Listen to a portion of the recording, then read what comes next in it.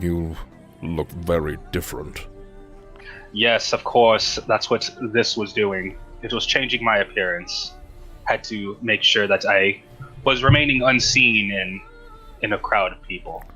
While you look very different, you still stink.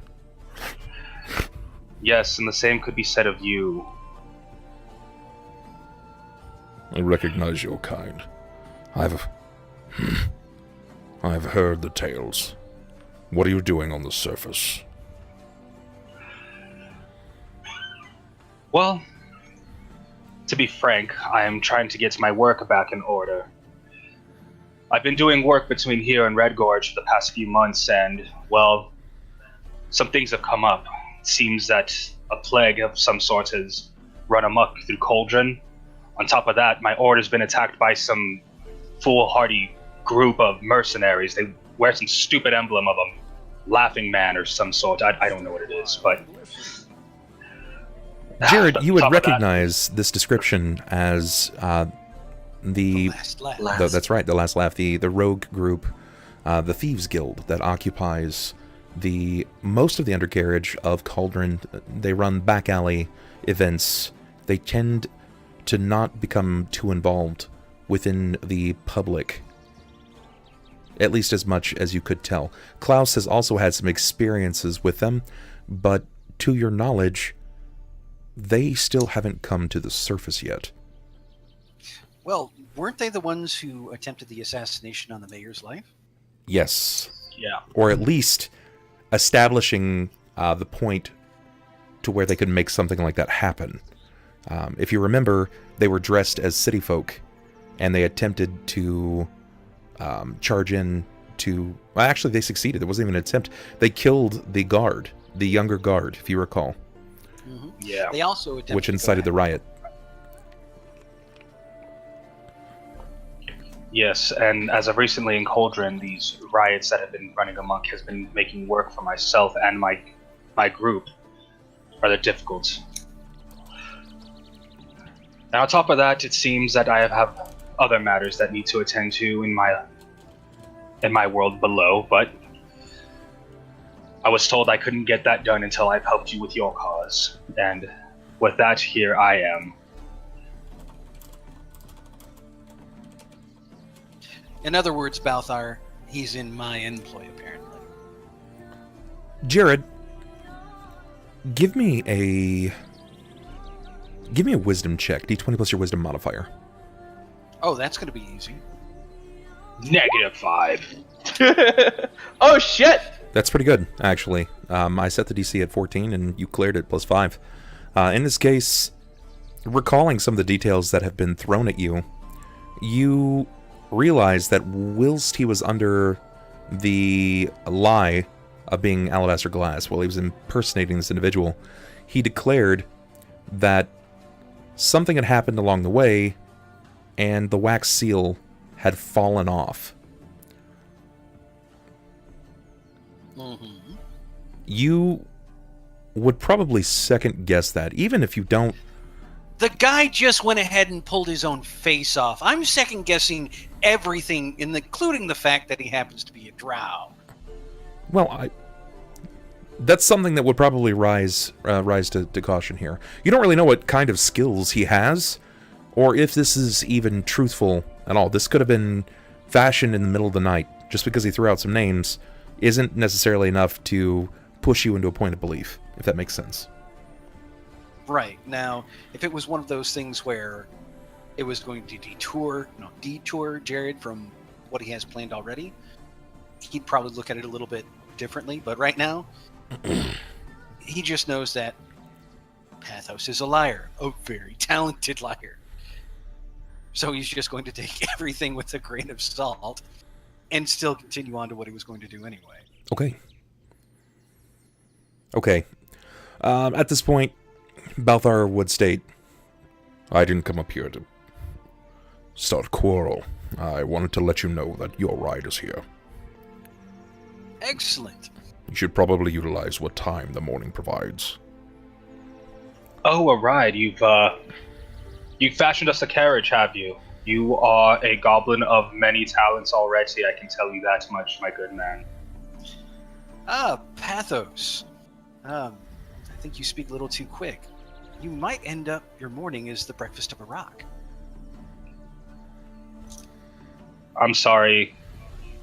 You mean the large stone-shaped natural phenomenon that happens when sediment builds up over time we are taking somewhere? Is that what you're telling me? Yes. I think it's Jerrod. a giant bird. Yeah, Jerrod's going to just lift his armor up over his shoulder and start walking towards the door.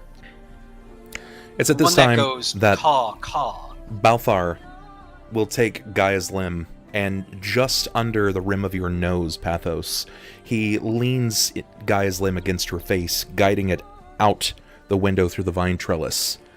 Says, go on, take a look. I don't see what you want me to...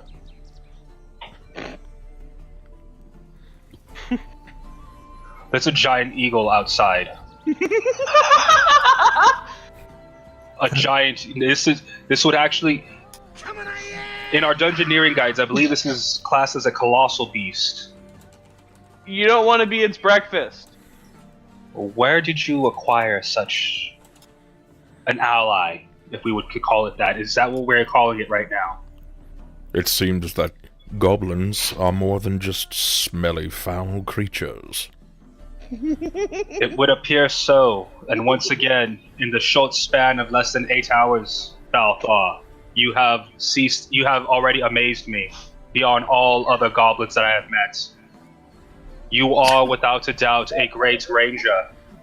As you can tell by the tone of my voice, this still means little to me. But thank you anyway for the ride. You might Master be Stellar. surprised by many things if you would just remove your head from your own ass. Yeah. And Jerrod's just gonna like immediately figure out who's trying to bone who. But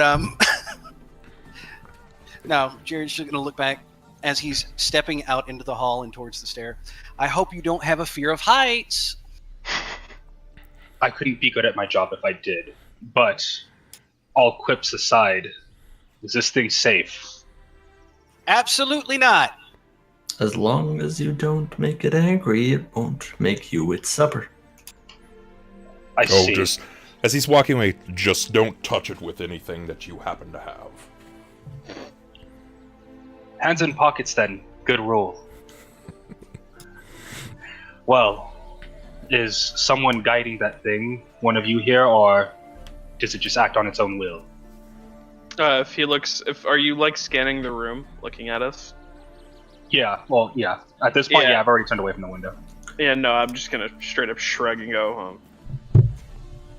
Yeah, Jerrod's already left because Well, because apparently nobody picked up on that. seeing as everyone's getting ready to depart for the outside, I'll put the mask back on and take on the form of Alabaster, but still keeping to my same posture. Bub, would I be able to roll a Knowledge Arcana to see if I know the kind of magic that he's doing that with? Oh, you could try. Okay. It's restorative. Let's go. It's Necro. It's a healing pot in this face. 24. Let's see. That's pretty good. Let me see if I can pull something up for you here. Mm-hmm. In the meantime, is anybody else doing anything? I would head outside after Jerrod to go either see if the nice little goblin lady's there, or if we're freeballing this rock. Speaking of freeballing, sensing Deia behind him, Jerrod's just going to step aside and kind of gesture her forward. I don't want you watching my ass as I go downstairs. Trust me, I don't want to watch your ass either. Unlikely story. Sunn, excuse me. Sunn, you know that it's it's an arcane school of magic known as illusion. Illusion isn't particularly combustive. For you would understand it as a school of trickery, and it's not one that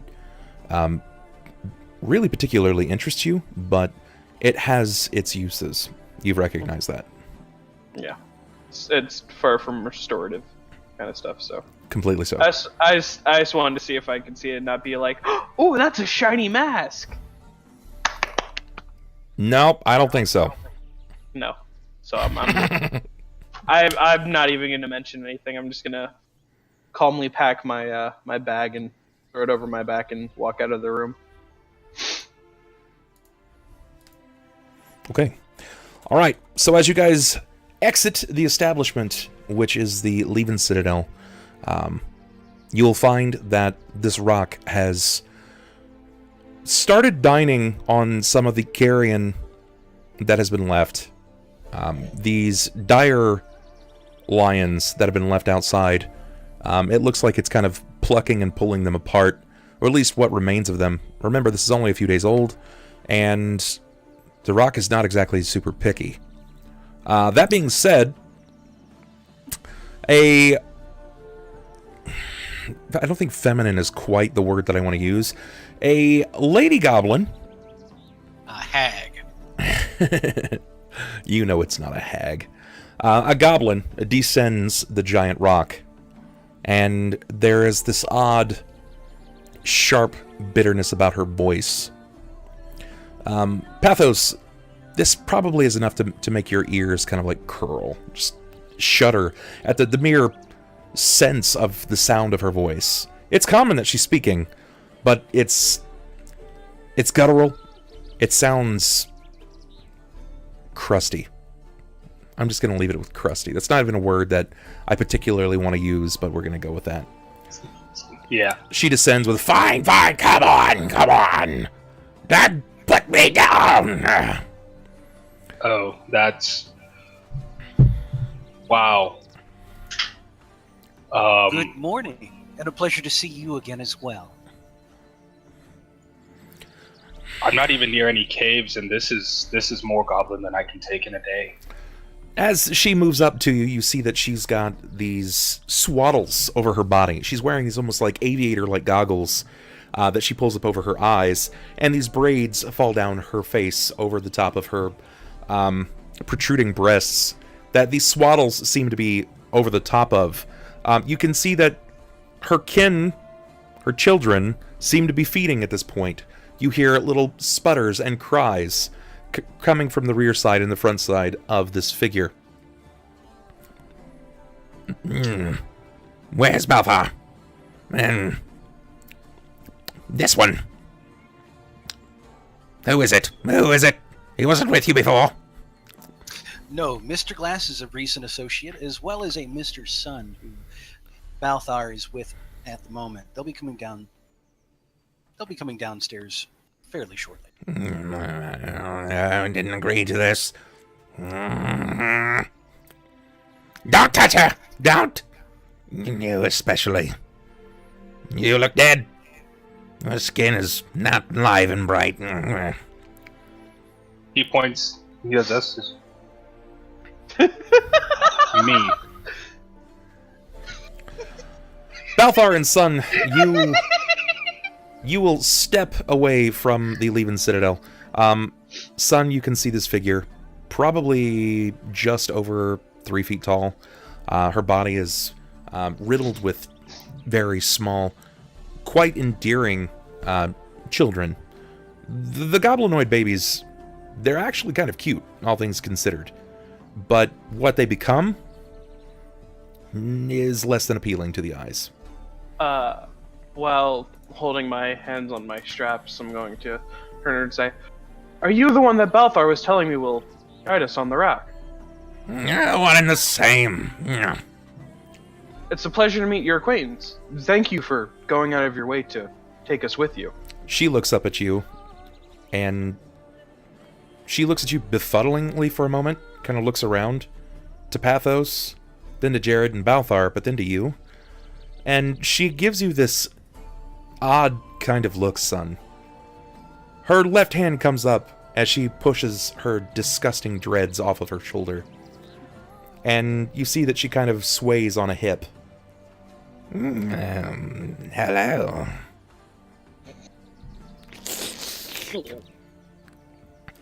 What's your name, boy? My name's Sunn. Yeah, Jerrod's just gonna like look to Sunn from behind the goblin, just be like, Gonna just look up out of my vision and just go, what? You're with him? Yes, I'm told that I'm to be traveling with them for now. You have any children? No? Do you want some? No. I am currently out adventuring too much. I fear I would not make a successful father. No. Well. Balthar. Yes. Can I keep this one? No, he's off to Red Gorge. He's My physician. taking care of Jerrod.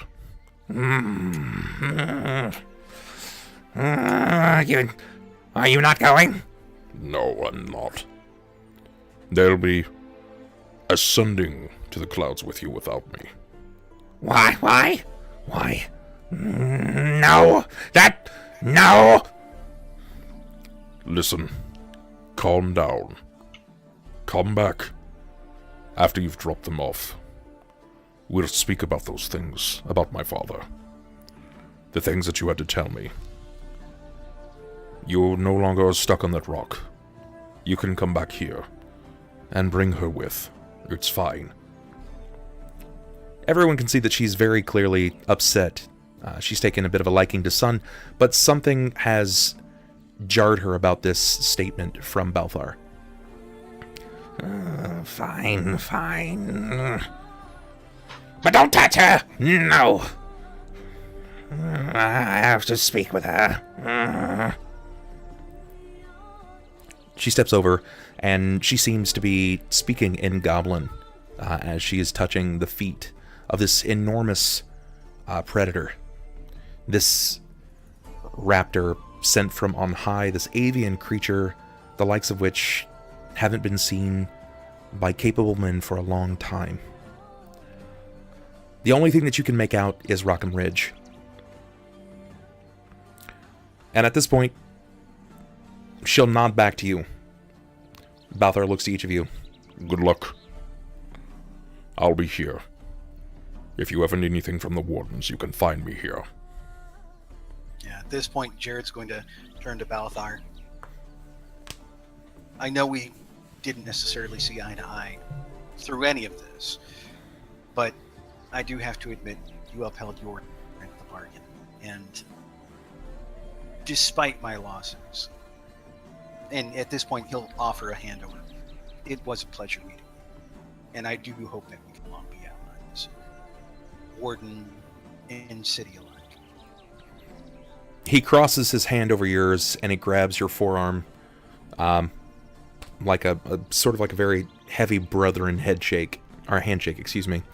And he kind of nods to you briefly. I appreciate your tenacity. I wish you well. Tenacity's all I've got.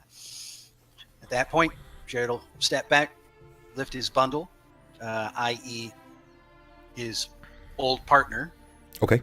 in his armor, and start heading towards the rock. Sure. Sounds good.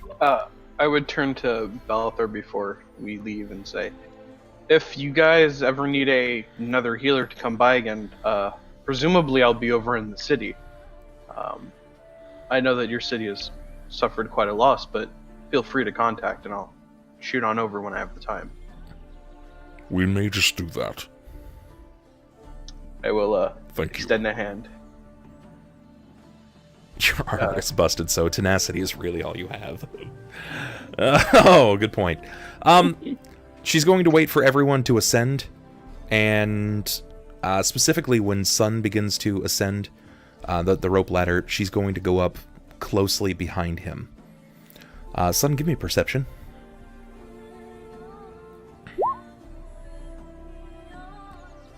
Okay, all right. Literally everyone is rolling a 1. Yeah, no, it's perfect. She seems... You definitely, she's taken an interest in you, and every time you look down, she's kind of shifted a different path on the ladder. Remember, smaller size category. It's a medium-sized ladder, and she is she's like sniffing your person. She's smelling like the back of your leg. You feel like she's exceptionally close to you. If you were to strike out with your leg at this point, you would likely kick her or her infants off of her. I shouldn't have that much power. She's sniffing at that D, son. She's sniffing at that D. You think you crit failed, so you think you might hear something about yummy grundle.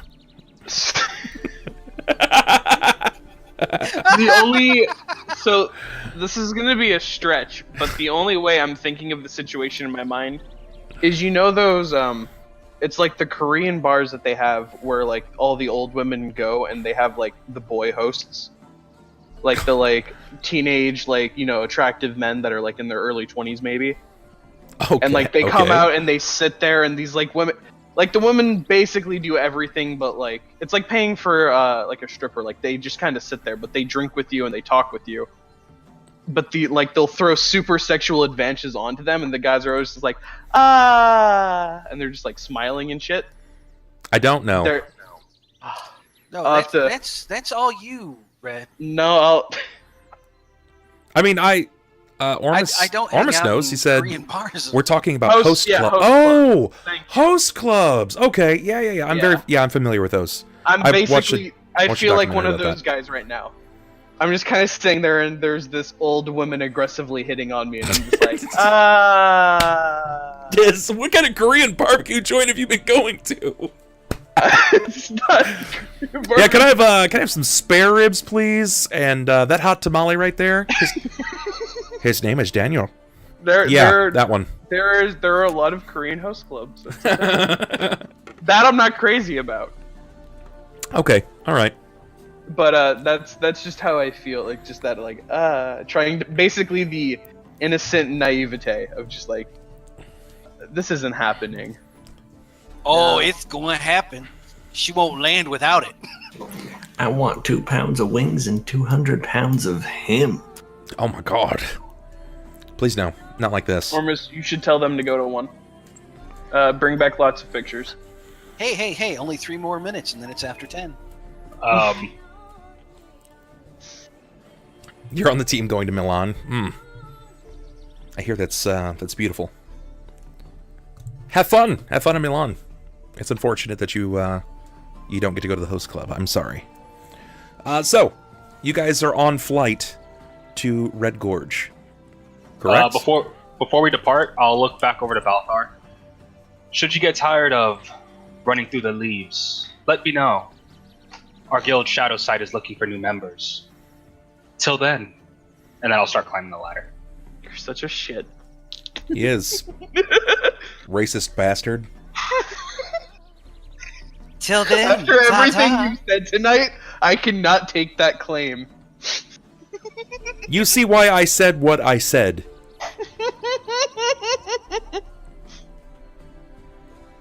It's the same thing. He's a drow, man. He's a like the same, what? It's the same thing as in a Coon's Age. I know what you meant, but I like the racial implications for God damn it, I hate you. I'm going to the bathroom.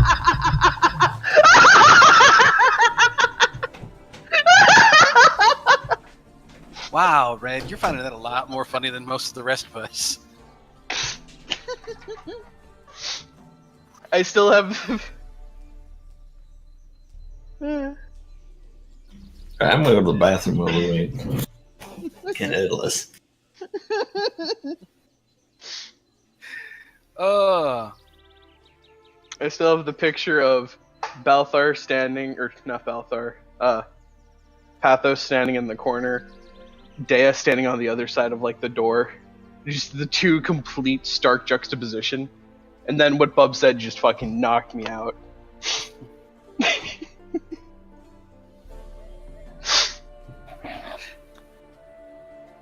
It's the only reason why like I'm so fucking gone.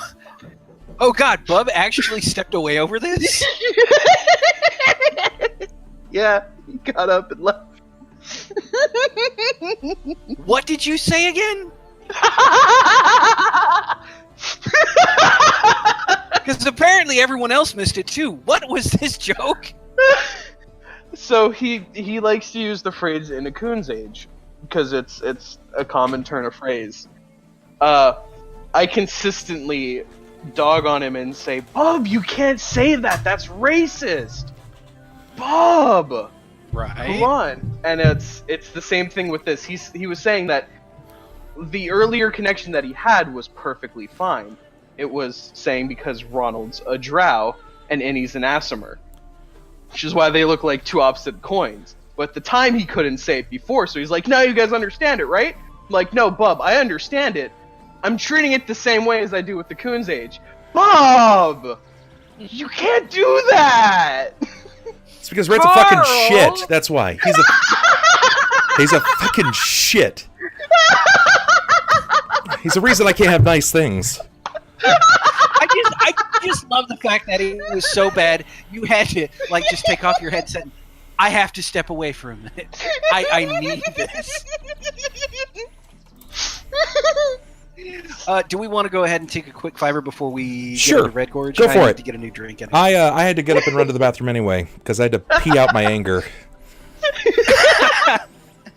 I just imagined it was Red's face there, and I was just like, yeah! I'm Go gonna for get it. some water. I'll be right back. Get yourself some water.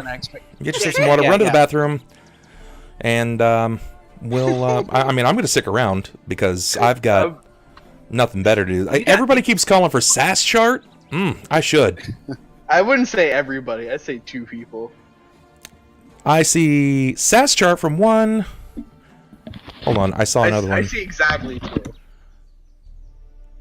Someone said I'm not sure if he should get a SAS chart for making you rage quit or buff. Oh, look at that!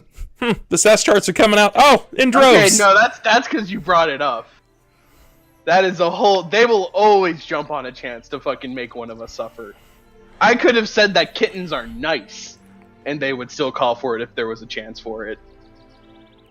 And the people have spoken. That's not true. No. I wouldn't give you shit for saying kittens are nice. No, but they would. If you were like, "Oh, you said kittens are nice," that might be a sash chart. Chat, what do you think? Dude! Did you see what he said? Like, that's a sash chart. Nope, I can't see words. That's where that sentence went.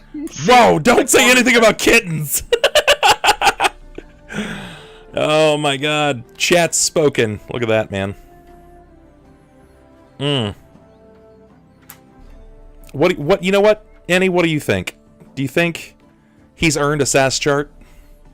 I don't think.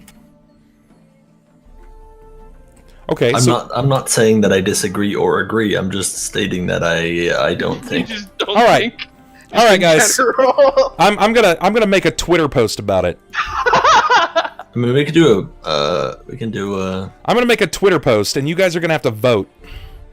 Everyone's gonna have to vote on this.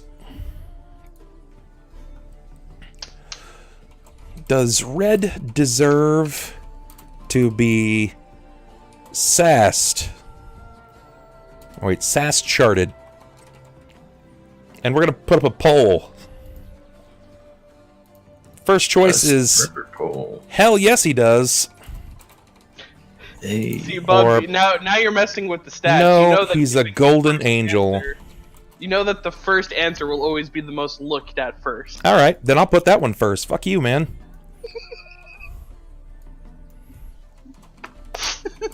Is it unanimous? I even Or- changed it. I or even do you changed it. know? It's, no, he's a golden angel is the first, and then yes, he's a shitlord is the second option. There it is. The tweet's out. The tweet is live. Go vote. I see one vote for no, he's a golden angel. Looks like that poll's closed. Oh, fuck yourself, man. You're only making us happen. Oh! I'm back.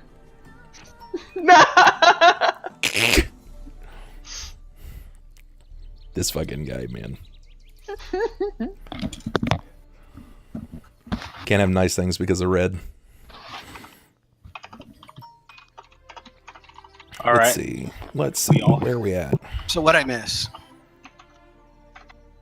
Nothing yet. You should click on the link in chat. Yeah, click on Yeah, click you on the should- link in you should chat. click the first option. Or read them both and then choose the correct option, which is not the one We're Red wants. we're currently deciding whether or not he deserves to be sassed, Oh, and of it's course. it's via a Twitter vote. Fuck.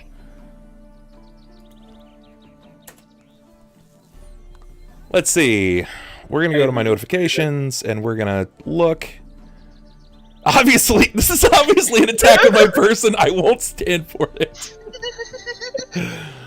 Oh.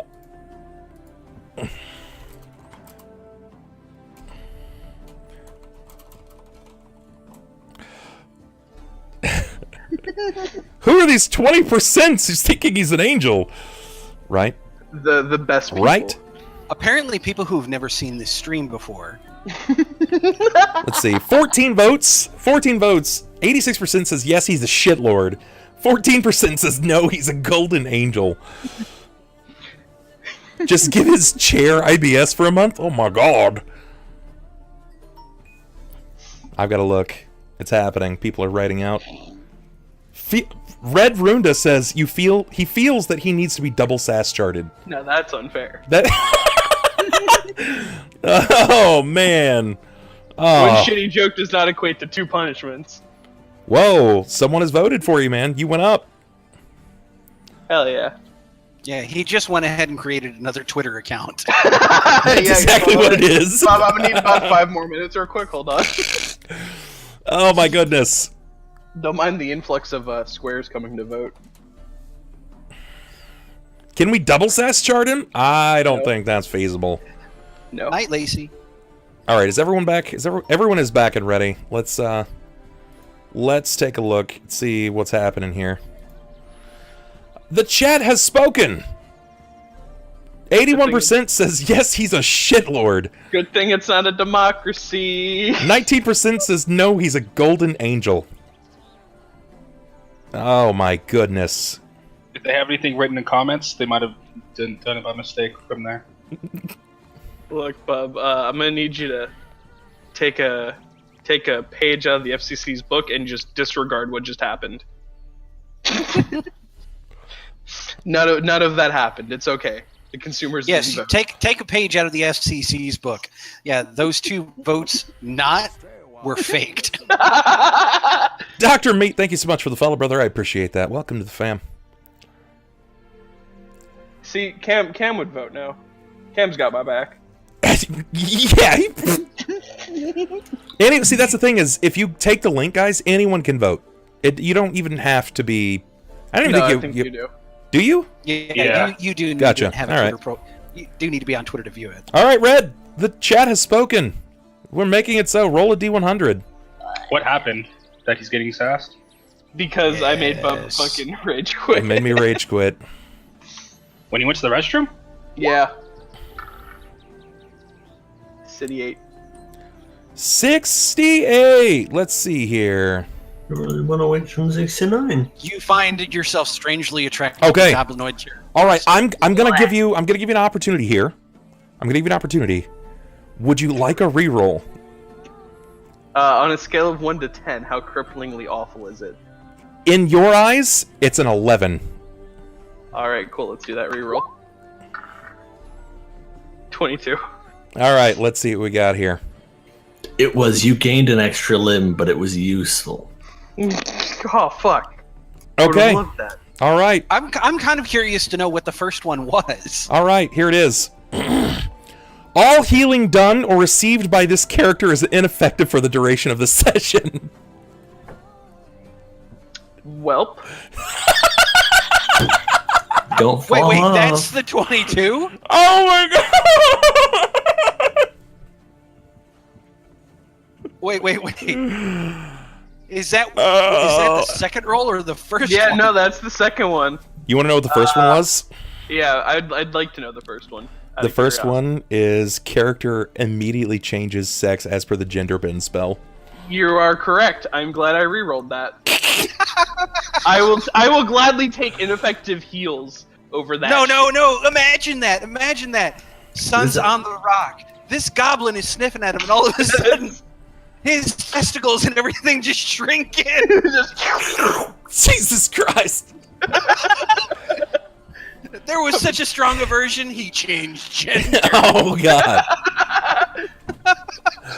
Oh, Dr. Meat, I'm glad that you've come out. I have a few house rules. One of which is sassing.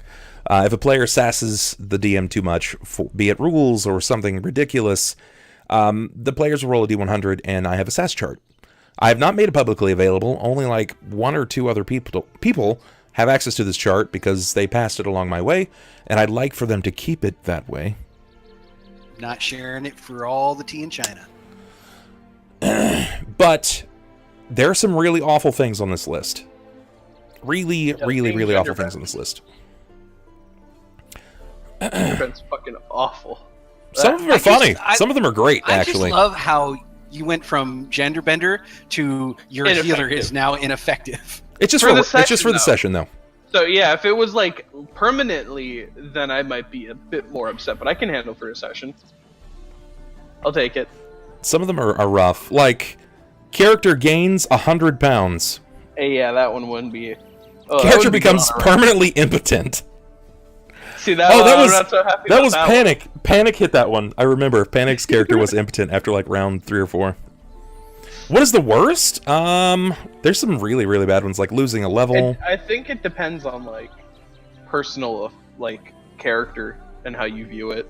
Because something like if you got the healer one, and you're like in the middle of a dungeon as a healer, you're fucked. But if you're like, oh, I got gender bent, some people might be like, that's fine. Character loses all memorized spells. That'd be bad. Character is attacked by growing leeches. I've already had that one kind of, though. There's some really rough ones, man. But some of them are simple, like character catches a cold. And he lost his leg for a fucking week because of numbness. Yeah. Or yeah, 2 weeks actually, because it had to carry over. Yep. There are a lot of people who are like, they could play a character that's gender bent. I can't. We've proven this. About 100... What session? What bub is this? 110. 110? We proved it about 120 sessions ago. If not 130 sessions ago. That will not work. Yeah, Red is not effeminate. No, he's not. His version of being an effeminate woman is for him to be like, my hormones are out of control as he's screaming into his microphone. That was also part of the quirk, though. And then that I had hormones. Then he punches, like he just punched everyone that was a man. Red's a manly man? Oh, yeah, I mean, yeah, he certainly is. He's super manly. Oh my god, right? Some of the them sad part is, are cheeky. I have shared a room with this man. Character earns derogatory nickname. Yeah, like something simple like that. Or this was one Sammy got. Character becomes highly flammable, taking double damage from fire. Honestly, that was the first one that popped in my head when you said I'm gonna be sassed. I'm like, I'm gonna get caught on fire.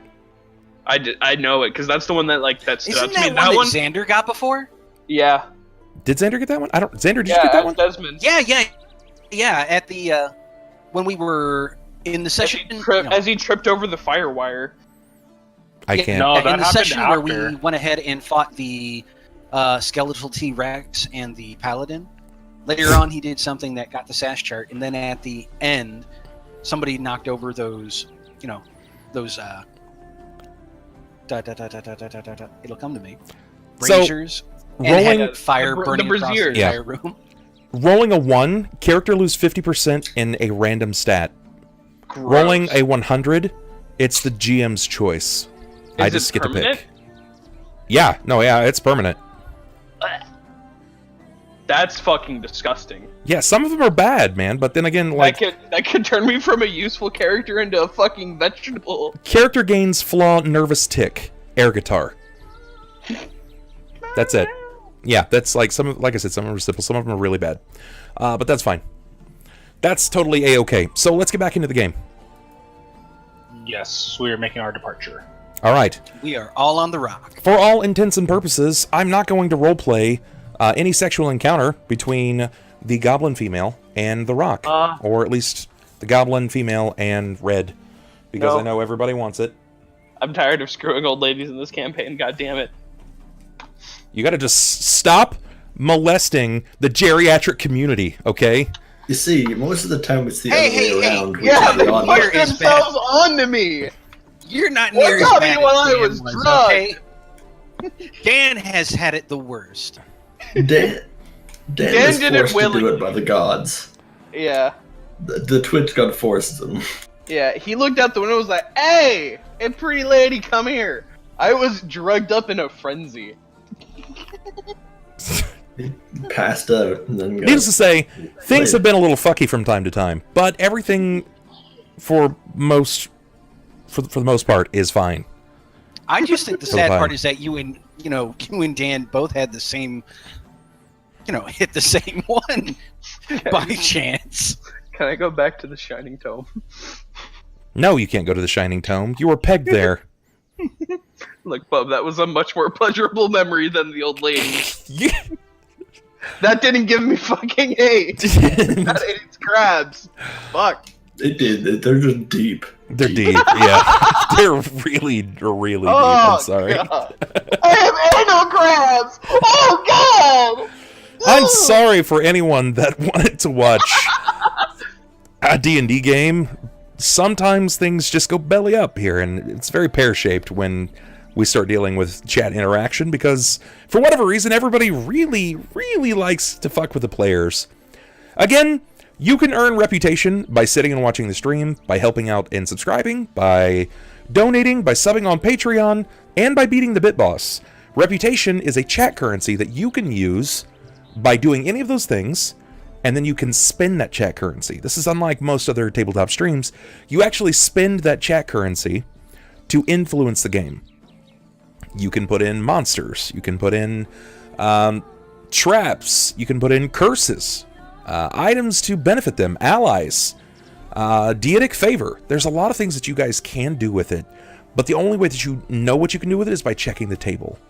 Now that's up to my discretion. If you're like, Bub, I'm going to give you $1 million so I can permanently curse all of your players forever. Well, that's just not fun for them. I mean, it's fun for me because then I'd be $1 million richer, but that's not the case, right? Like, that's one, that's not going to happen. Two, that's not fun. And for the story's sake, for the narrative's sake, that's just not really enjoyable. So, hang out, earn your reputation, drop in some potions, heal them when they need it, because a lot of the times people just like to kind of dick them. And you can do that. You can help them a lot. They can use it. That, and frankly, we do need all the help we can get. Yeah. We suck at this game. It's true. It's true. You would figure after 110 sessions they'd be good, but no. Nope. No, they're real bad. They're real bad. And remember, the next sub unlocks a secondary luck reroll. For every 5 subs, we unlock luck rerolls, guys. And we're stupid close to some goals tonight. My goal is to have 250 subs by the Christmas show. By the end of the Christmas show. So we might be able to even do more work. Let's get it, guys. Let's get it. Okay, like I said, for all intents and purposes, you guys will ride, and it will take you a few hours, but you'll be able to make it to Red Gorge. Now, I need to know a couple of things. Who had the hegemonic plate? The what? I wouldn't have picked it up. It wasn't on. The hegemonic plate was Here. the one that was bought in town. It is this. That probably would have been in Klaus's body, if anything. Aren't you holding his stuff though? I'm not. I am, and I think that if we're talking... Wait. We're talking about Klaus's armor and everything. All of his equipment. Yeah, you guys are going to Yeah. need to, you're going to need to kind of figure out a way to move Klaus. Let's put him in a jar. Yeah, because Does anyone have an arcane jar? No, the first time it didn't work because it was a lamp. I'm going to give you a second to figure that out. Kappa, that's actually not the case. Anytime the Bit Boss is defeated, I give rep, a tenth of that rep, to everybody in chat. So right now, if Totally Not Forrest Gump is defeated, I'll give 100 rep to everyone in chat. And on the Christmas show, if you're here for the 15th to the 16th, there's going to be lots of rep flooding into the chat. A lot of it. Pretty disgusting amount. Thousands, maybe even hundreds of thousands, if things go the way that we think it could. So you probably want to be here for that. Probably going to want to be here for that. Yeah, I don't have anything that can move him not without damaging or killing one of us. I think the only one who would be able to would be Sunn, because as an alchemist, he would have some kind of alchemical knowledge on how to deal with electricity. Well, let's hear it out. What do you guys have? Fun fact here, I don't actually know how to deal with electricity outside of rubber and rubber. Well, no, So, glass unless you have a actually... chemistry- Well, no, actually a glass jar would work just fine because glass is an insulator, which is why back during the old Western days when they had the Western glass Union tubes. line, the insulators on the poles were actually made out of just glass. So, for instance, if you happen to have a specimen jar or just any glass jar with... Fun fact, No. I have a lot of them. Yeah, you would be able to go ahead and seal him in the glass jar and then just put him in a pack. Granted- Sorry, go ahead. Yeah, granted, you don't want to bust the jar in your backpack, but that seems to be me who's only got bad luck with backpacks. What I was going to And say that's all. That's all out of character meta. If I were intelligent enough to come up with that as a character. You also have a bunch of tiny jars, and I don't think Klaus wants to get split up into a bunch of tiny pieces. See, I like that a lot better, but I do have bigger ones as well. Do you have a jar big enough for a small elemental? Well, Maybe? the question is, what size is Klaus? Is he the size of a fist? Is he the size of, a football? Not as wide as a football. Do you have a water bottle near you? Like a water bottle on your desk or anything like that? It's roughly the size of a water bottle, like a 16 to 17 fluid ounce water bottle. I have about 9 of them on my desk. Yeah. Talking just Do you have a jar big enough to fit one full water bottle lid in every direction?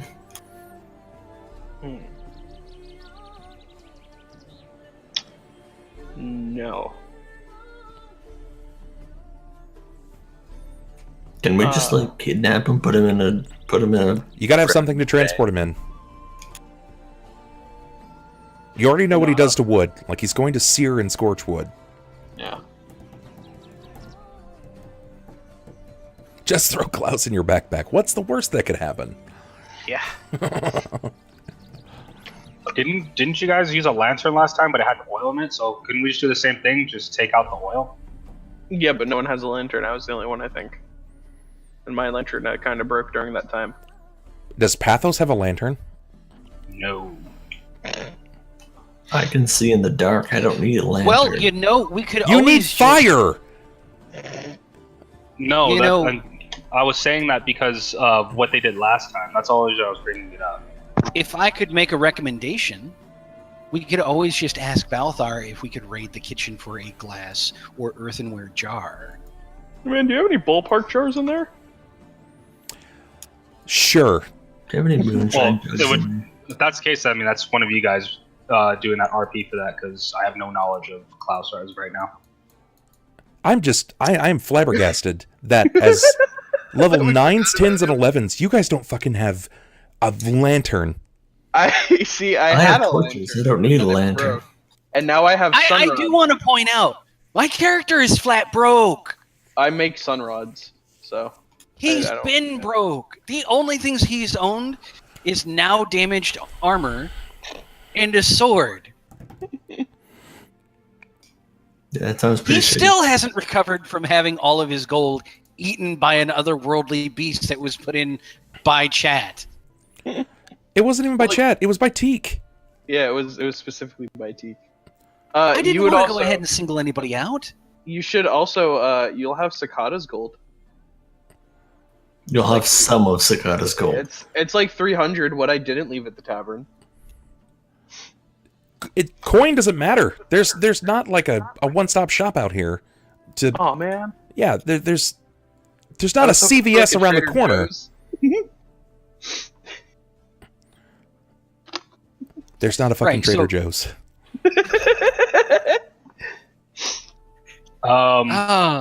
Yeah, I would say, Sniper, you try your plan that you said about the earthen jar and stuff, see if that works. Yeah, because, I mean, let's be honest. Jerrod at this point is the only one that remembers that Klaus exists. Yeah, I never introduced me to the lightning spark.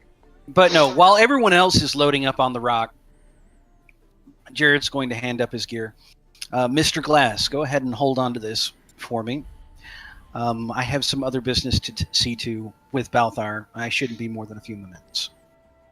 Very well. Take your time. It's not like we're in a rush to get anywhere. Yeah, that's actually the next mission. The next mission is to get a lantern. Is to steal a lantern. We get back to Cauldron. Tercian's office is just a little dark. His orifice. Wow, Red. Jesus. You need to go ahead and close those. You need to close those tabs right now. I didn't say orifice. I said orifice. Close. You heard orifice. Everyone heard it, Red.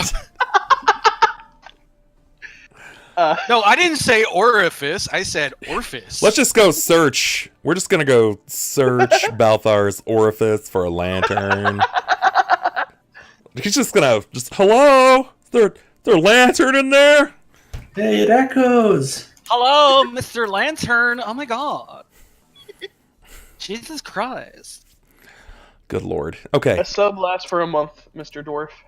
If we're gonna take that second there, the Pilgrim Reaper. Thank you so much for the subscription, buddy. Welcome into the club. You're officially a Bubscriber. Welcome to the Bub Club. Hop up in the Bub Tub, get yourself a little Bub Scrub. But be careful, there's some sharks out here. You gotta watch them, man. Don't drop the soap. Watch out for that Bub Jub. You know what I'm saying? I'm picking up what I'm putting down. So yes, guys, subs last a month, and yeah, we hit our secondary goal. Thank you very much, Pilgrim Reaper. That's going to give us a second luck reroll, and at this rate, they're going to need it. They are going to need it. Yeah, I think we've rolled 5-1 so far tonight. Oh, yeah. Oh, yeah. This is fine. None of them by me, no less. Oh, it's bound to happen. That's your luck. That's your luck, buddy. Next goal is 240 subs, guys. Loose lantern jangling around in there. Yeah, I'm sure at some point you'll be able to unearth that. I'm not going to go through the act of you role-playing with it. Boom. It's there. It exists. You stumble into the Leaven Citadel, and they happen to have one on an end table the moment you walk in. No one's looking. Balthar, can I borrow this pickling jar? You hear a, yeah, all the way from the rear side of Leaven Citadel. It echoes, ominously. Get out! Take what you need! You can take it. It's yours. How about this doorknob? No! Well, fuck him. Just picture you grabbing it with your mouth. What of us left Discord? No, but with a pickling jar, a clay, earthenware pickling jar, he is going to go up to the room that Klaus's entity has been sitting in and kind of check in. Okay. Yeah, see if it's gotten bigger, smaller, wiser, dumber. Dumber-er. Dumb-er-er-er? I mean... It is Will's. No, you're not going to have anything to worry about regarding that. You're just fine. But no, with that having been said, he's going to pop the top off the pickling jar, make sure all the vinegar and everything is gone out of it. It's totally He's going fine. to- It's been yeah, he's gonna. unused for the last forever. It was mostly there as a decorative piece. So, yeah, go for it. It's yours. You bottle them up. You have bottled lightning bolt. Dun, dun, dun, dun! Okay. But yeah, at that point, he's just going to rope lash it, hook it onto his belt, Okay. and just head on back out to jump on the rock. All right, sounds good. Onward, noble steed! All right, so did you guys decide who has the hegemonic plate? Sniper was the one carrying it since he had Klaus's stuff. Perfect. Yeah, basically, I'm carrying Klaus's stuff. I'm Woo, carrying pack mule. the remains of... No, I'm carrying red Cicadas, stuff, and I'm Klaus's. carrying the remains Of horror. of Horum. All right. Yes, yes, we're all I'm just broke, saying but that I'm like carrying for 3. Jesus Christ. Okay, after you guys ascend and she tells you to grab hold, you feel the wings begin to bleat as they strike out. It causes the trees to begin to wave in the notion of the sheer power of this creature as it begins to flap its mighty wings. It lets out a screech before it takes flight. As it ascends, it immediately starts flying rapidly so, much faster than you would anticipate a creature of this size going. There isn't time for you to dilly-dally. You cannot get up and do a little jig. You know that if you let go, you risk falling off. And this isn't just like 60 feet up. You're above the tree line. You're near the clouds, gentlemen. Yeah, I'm just hugging onto the rock because sitting up and just having the wind blow my face off would not feel good. Okay. Yeah, I'll stay low, like under the feathers, so that way the wind and stuff's passing over me. All right. Though I gotta admit, it would be cool being able to pull that whole dog face, dog out of a window face. Just Jesus Christ. What was wrong with you? Secondly, Many like, what was things. that noise? I don't even know what I'm hearing, man. Okay. I'm not too scared of heights. I'm just kind of hanging on. Just, I'm just Right, shocked that the drow is not afraid of heights. The underground dwelling creature. It's just like, it's cool. Yeah, it's not that big of a deal when you have to deal with bottomless caverns that you could also fall off of. So, yeah. All right, let's see if I have that. The cauldron. This is really racist. Don't mind him. Yeah. Just wait until it's time to get off. It doesn't land, you just kind of fall. Christ. All right, gents. It's going to take the largest part of your day, right around 7 or 8 hours, for you to make it into the town. Red Gorge is basically a very, very small city that's been forfeited off. It's surrounded by water on 3 sides. It's not like it is ocean bound. You have rivers all the way around it. Large, very active rivers.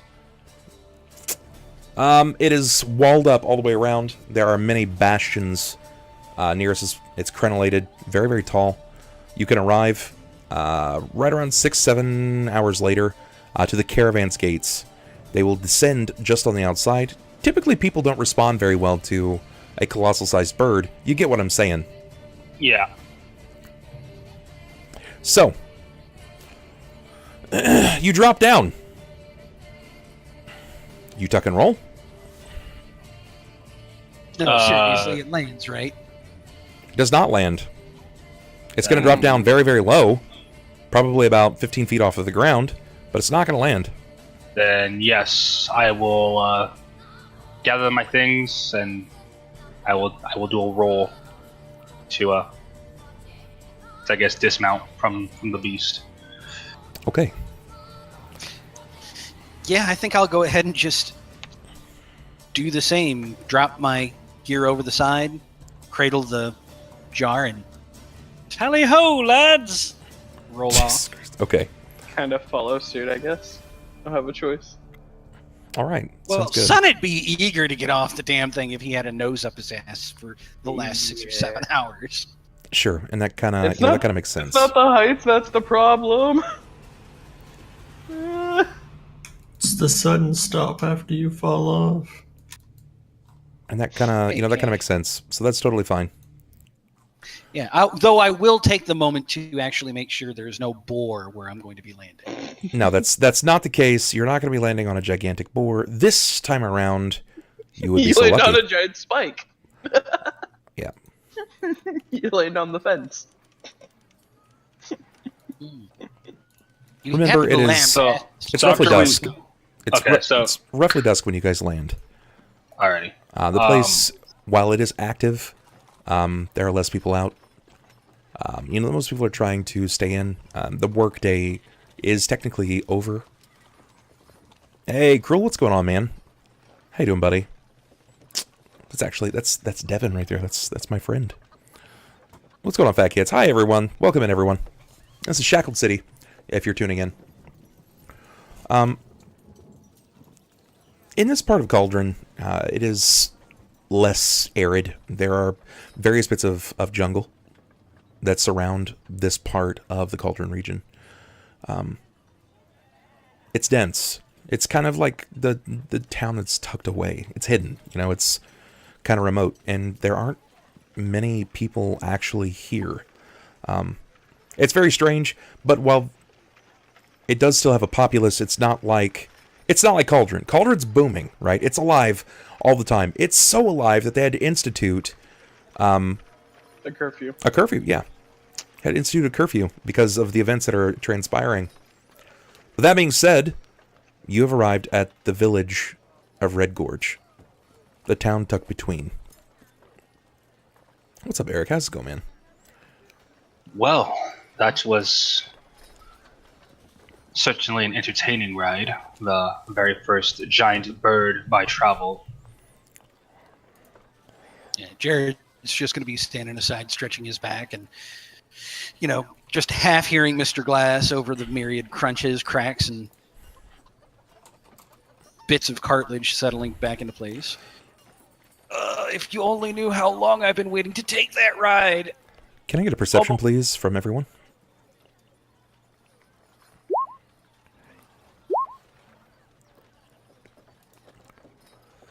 Okay, Sunn, Deia, you can immediately tell, Pathos, everyone, you guys get the sense that while you were above the clouds, it didn't seem that bad, but now that you guys have settled down and you've exited your flight on the rock as you're entering into Red Gorge, it's overcast. There are quite a great deal of darkened clouds that steeple over this particular point. You know that it's going to rain. It's very abysmal here. It's strange because when you spoke to Mavu made it sound like it was a coming of a new age, that people were rallying in Red Gorge, and that they were expecting it to be a beautiful place, that it was supposed to be amazing. And this is kind of far from it. It's far flung from what you were told. I'm going to turn to the Skeller Ring. Is this what all the cities in this area look like? Does Cauldron resemble anything like this? No, this is a town. Cauldron's a city. Towns are much smaller, much quieter. And with that, the first few drops begin to pour down over the top of you. Son of a bitch. Your perceptions also reveal that there is immediately an abandoned house very close to you. I'll take out Outside my of the robe. town, or outside of the town walls, or inside? Inside. Just inside, actually. Okay, so we are inside the town proper. We're not dropped off outside of the gate. We actually dropped into the gorge. Yeah, we're in the town already. You're in the town, yeah. I'll start making my way over to the abandoned house. Okay. It's either this or a tavern. If any of you Wait, want to you spend good? some gold to have a place to rest. We'll we go get the map? ahead and see if anybody's inside. If there's a resident, we'll ask them to direct us to the nearest tavern. If not, well, we'll make do with, we'll deal with that bridge when it comes up. Okay. Yes, Sure enough, there is what appears to be mostly a regular walking around, a commoner. It looks to have a bit of a pot belly, a hat on, very, very loose brim, but it kind of tapers off the top. Picture like a witch's hat, but it is very loose, like it's a limp top. He's wearing just a loose tunic, very common pants. Doesn't seem to fit any particular vocation, but he's got a bit of a pot belly on him.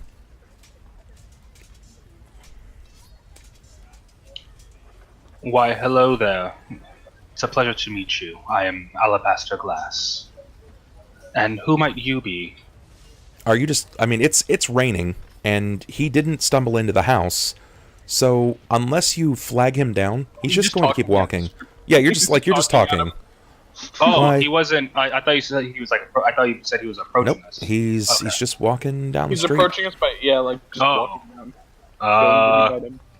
Jerrod's going to actually flag him down. He's going to be holding his gear pack high on his shoulders and holding it over, and he's just going to put a hand up.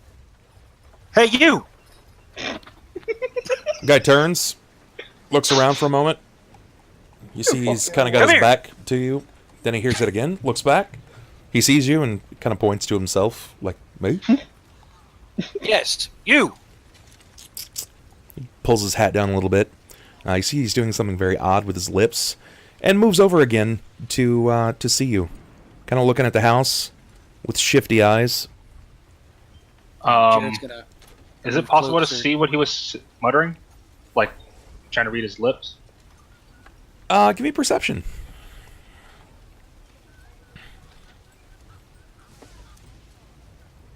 $19? It didn't look intelligible. If it was words at all, it didn't really appear intelligible.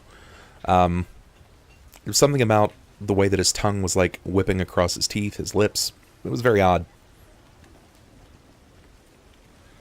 He steps up about 5 feet away from the house. Yeah, Jerrod will actually step closer because he's not rude. He'll meet him halfway. And kind of like ducking mostly from the rain, he's going to, are you one of the locals? Yes, you say that. Yes, you say that. What are you doing in the house? Why is his skin so dark?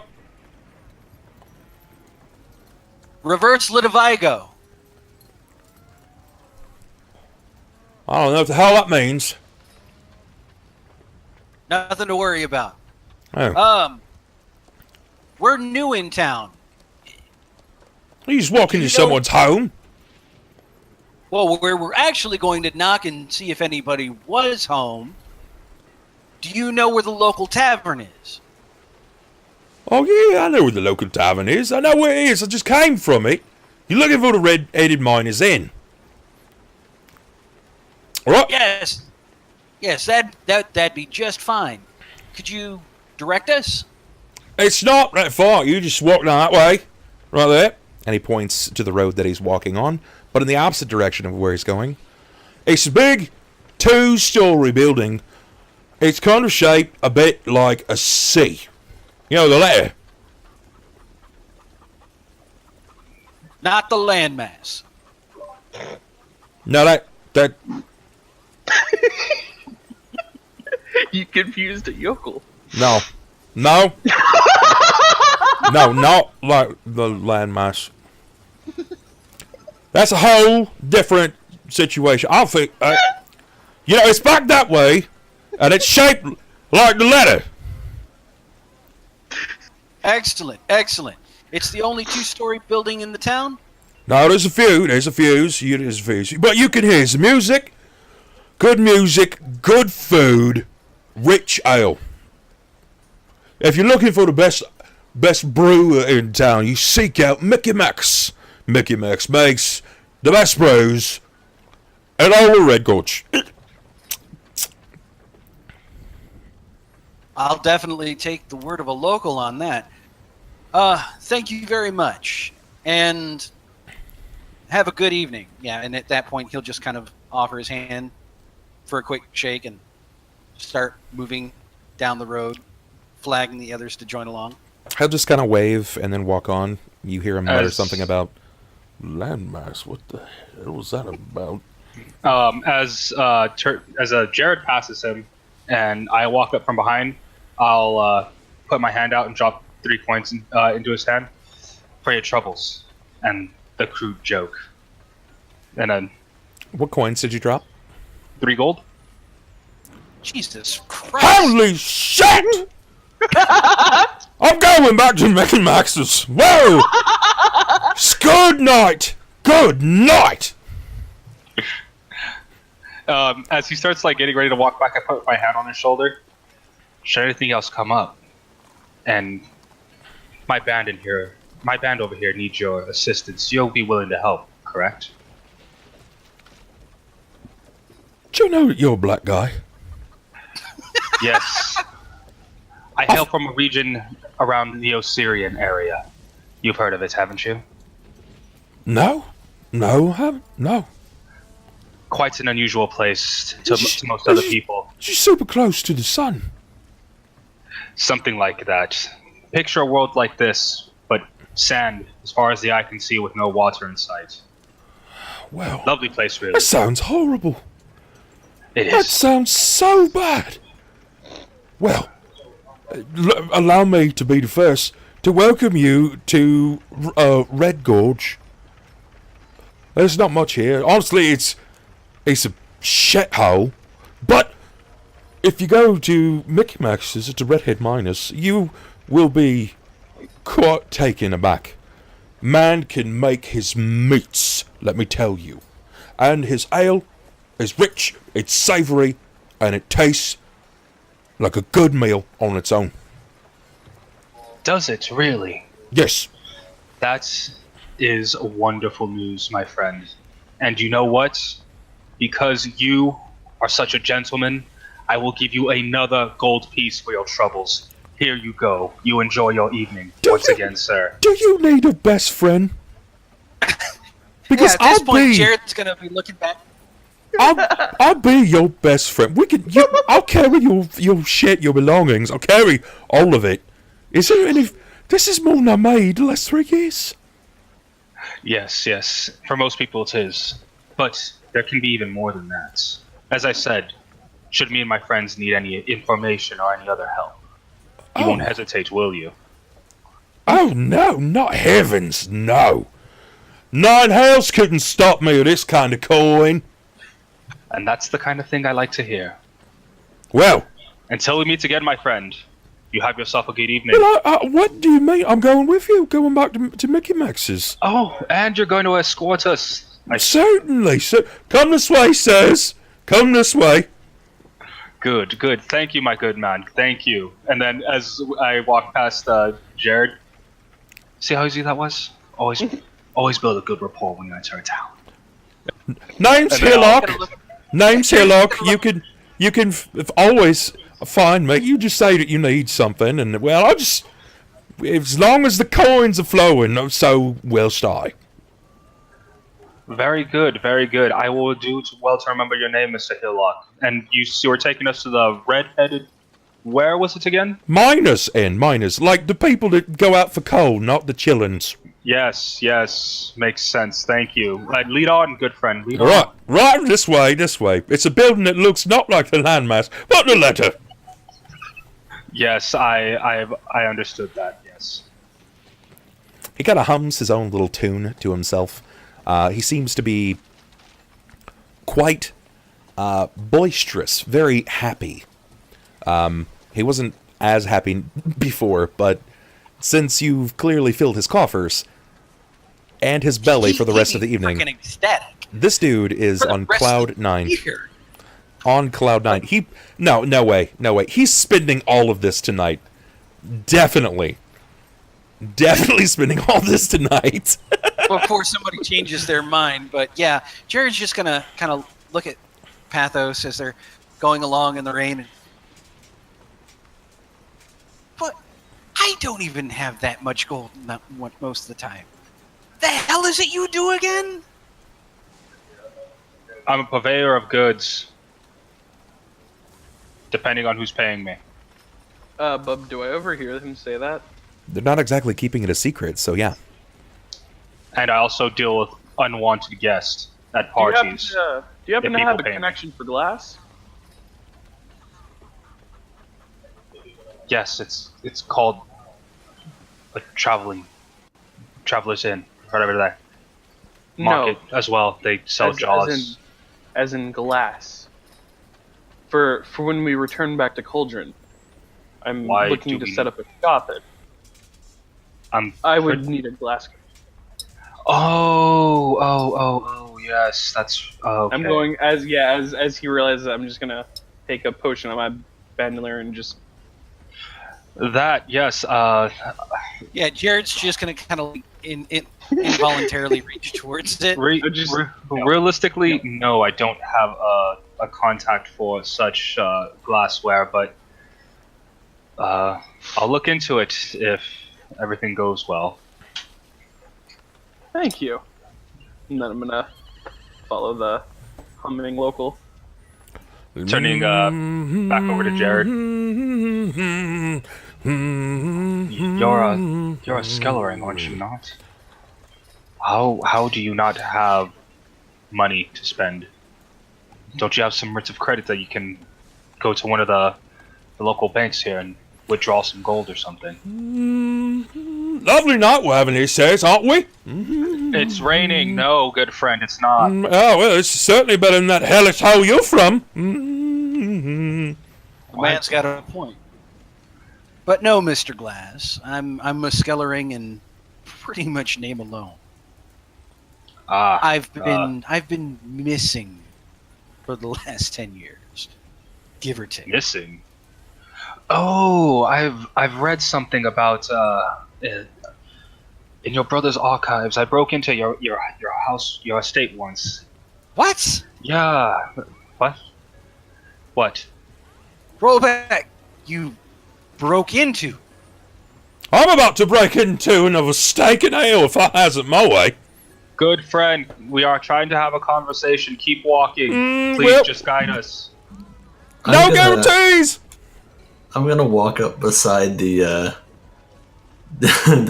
fine man and Mr. try and Hillock. distract him. Okay. Well, yeah. He sees Well, you, well, they and talk. he Deia, I can't put up with you right now. flips Be calm. flips the lid of his hat, and he says, "Bastards in stone. A true portrait of serenity has appeared. Thank you, God. And thank you, God. To what do I owe your appearance, miss?" And now we know how Bub got a wife and a girlfriend.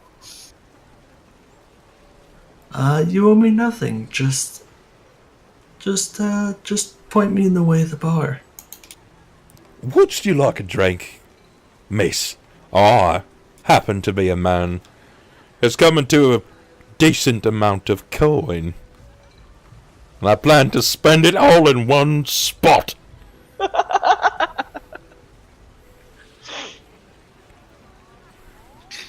I have Did he enough just coin like for myself, but I inobtrusively just call her a whore?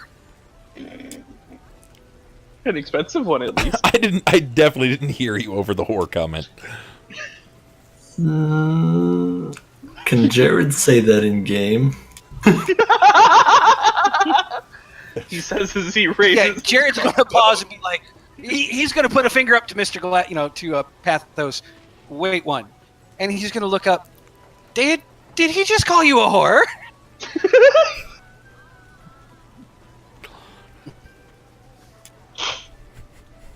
Oh no, I know he's a pig, And I Karami. think Don't Annie worry. dropped.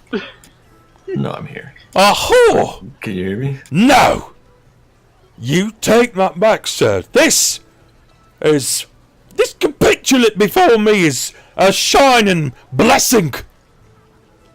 You should take a lesson from your black friend there. He's sincerely nicer than you, Watch your tongue, Horson!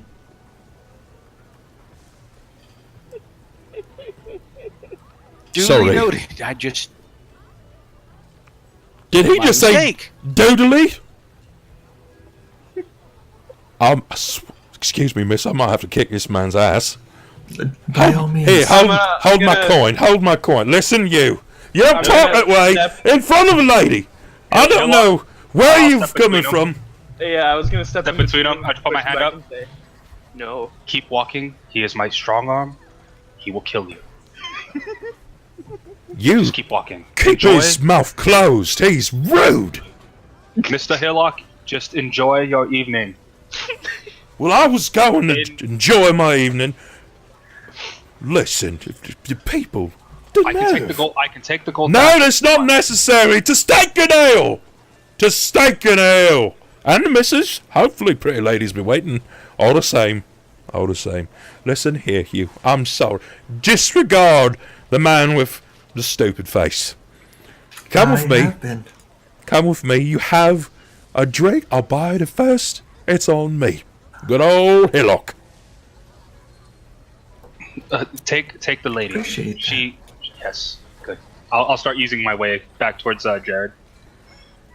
Yeah, and I don't have a stupid face, do I? Your face Some is, things, but it's what's underneath that's stupid. I'll do one of those like double taps like wise words. I'm just gonna pat him on the back as I walk past and say, some things I can't even cure with medicine. But yes, I did rob your brother back in the day. What? As you continue walking, he looks at you, Deia, and he goes, "What do he mean by doodly noted?" Honestly, I don't know what he's saying half the time. I just kind of nod my head and just let him talk. What's the thing on your face? What is it? That looks nice. I'm still not sure what it is or where it came from. Well, you should talk to the gods. They tell you many things.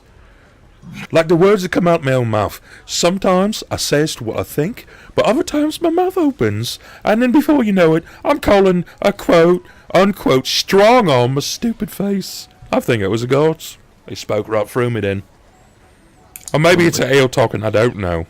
But I'm about to find out later. Either way, I like the way you talk when the gods speak through you or the alcohol speaks through you. Okay.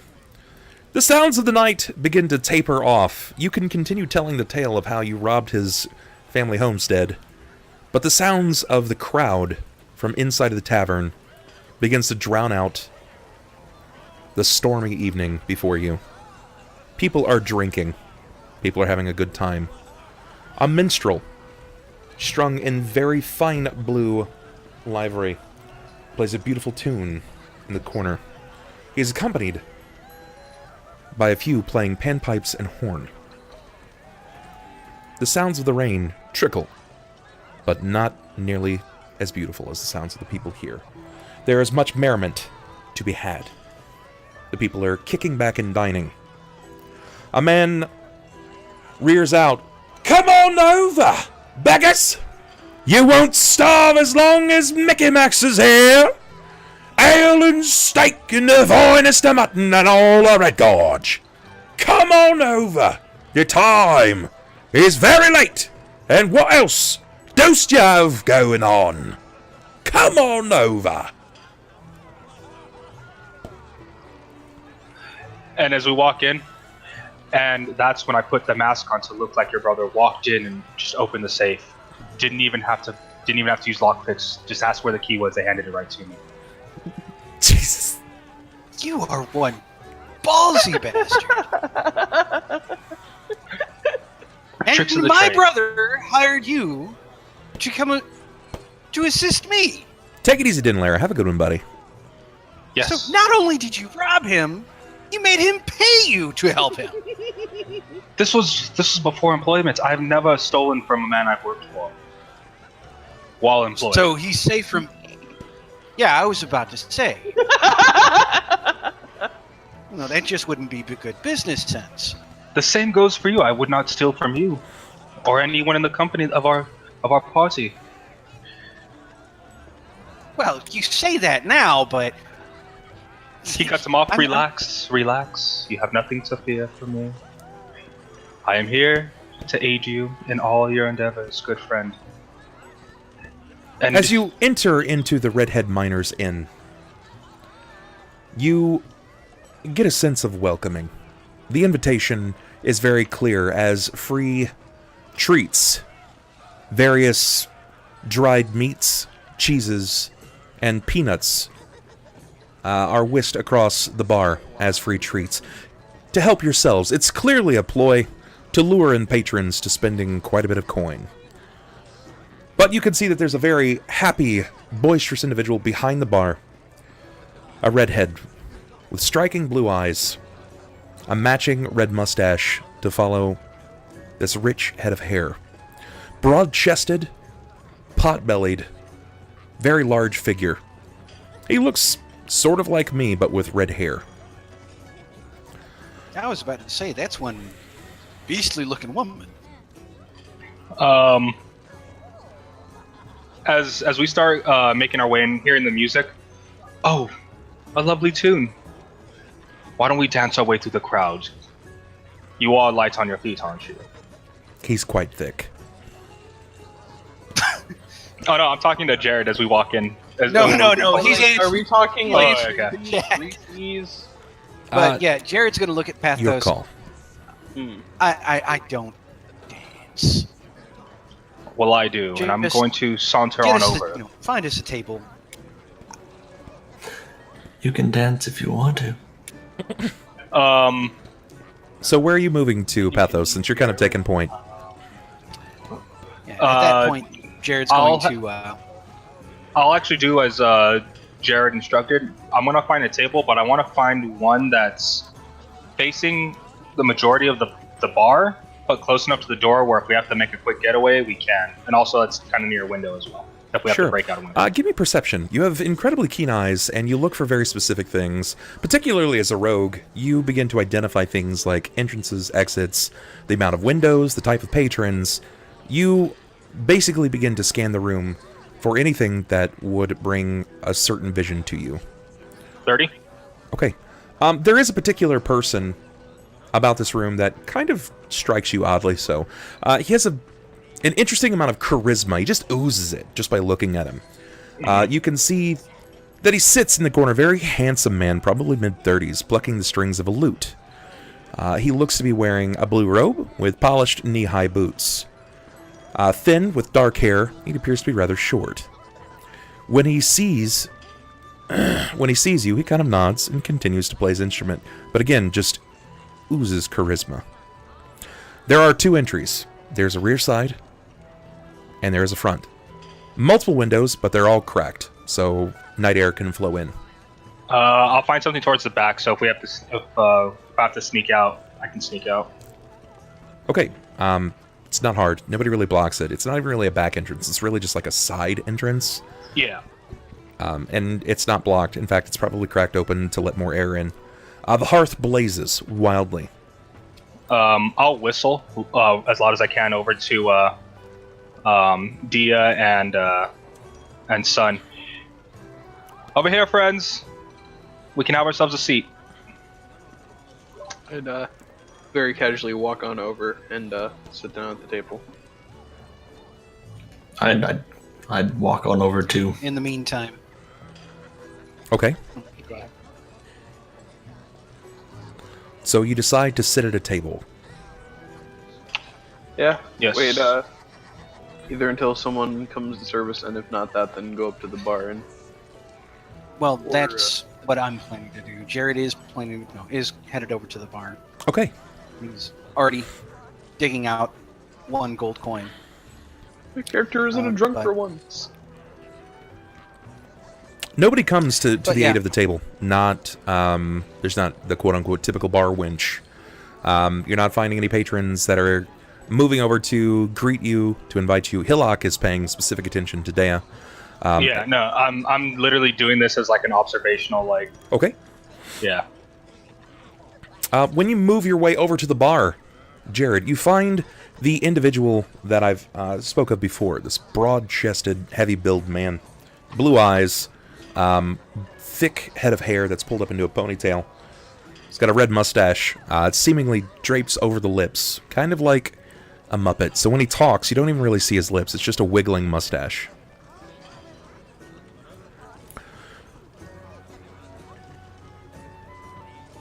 Floor's yours, Jerrod. What do you do?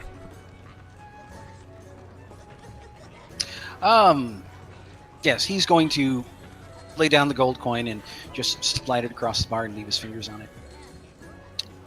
My friends and I would like 4 ales and 4 of your best steaks. Though, I also want to go ahead and ask one other thing. Do you know anybody in town who's looking for a Mr. Skellering? He looks to you briefly for a moment, and you see his eyes furrow. Welcome to the Redhead Miner's Inn. I'm Mickey Max. Ale! How many, sir? 4. Aye, I can count as well. Very good. What type of ale would you be having? Something rich, savory, or looking for something a little sweeter? Something a little sweeter, if you please. That's fine. That's fine. And I happen to know of someone that might be looking for Mr. Skellering in the corner. Seek out the honest minstrel. And he kind of looks over and nods at the man that I previously described to Pathos. As oozing charisma. Yes, sir. But, yeah, Jerrod will smile, nod, and just point off to the table where the other 4 are. We'll go ahead and be dining over there. Thank you very much. Have a good night, Mickey Mac. He smiles and nods.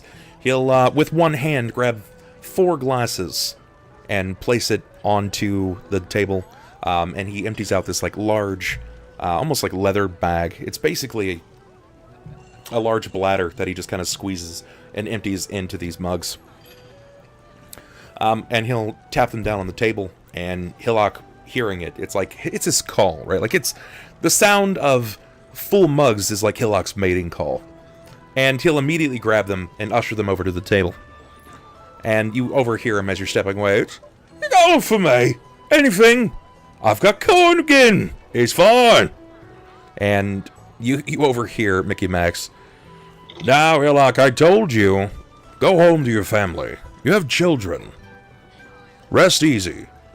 If you found coin along the way, why not take care of your family? You know your children need new clothes for school. Oh, bugger off, Mickey Max. Come on. I'll fill your coffers. Hillock, come here.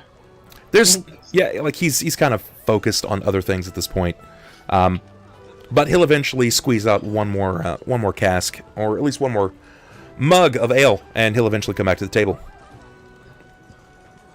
Comes back and sits down. He's got this like almost rich, hungry taste about him. He's licking his lips.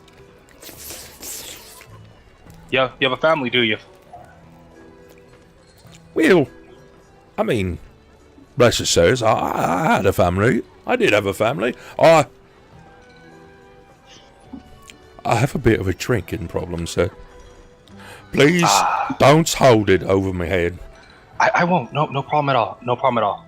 But look here for a second. And I grab his chin and I lift it up and I go, can you go take care of your family with that money? And I cast suggestion on him. Okay, I'm going to give him a will save. What's the save he has to make? 23.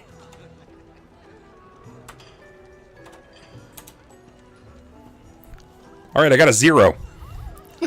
Yeah. Nailed it. Yes.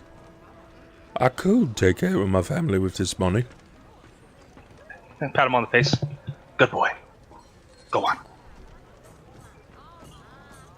Okay. You know, you got a point. I think I should. I will take care of my family. That's the spirit, friend. He nods and he smiles. If you need anything else, sir, you can find my home, or just scream out for Hillock, it'll get to me. And he nods. Thank you. nodding to each of you. And as he begins to step away, you see him deftly grab the mug and run out the door with his mug of ale. There you go, sir. The man is no longer a problem to you or your establishment. I thank you. He does have a family, and they care dearly for him. But Hillock's been on hard times. Work has been a little slow. Well, since the mine's closed, most of us have to fall back on secondary work. And I just happen to make the Redhead Miners in mine. It's rather unusual that you say that. Last time I stopped by here, business seemed to be a lot better. I actually was a little surprised that the streets were a little barren compared to quite a few months ago. Well, believe it or not, things have changed in Red Gorge. For better or worse? The mine's closed. There's not much else we can do about that. So then, business is always booming for the tavern, assuming because people are drinking away their woes.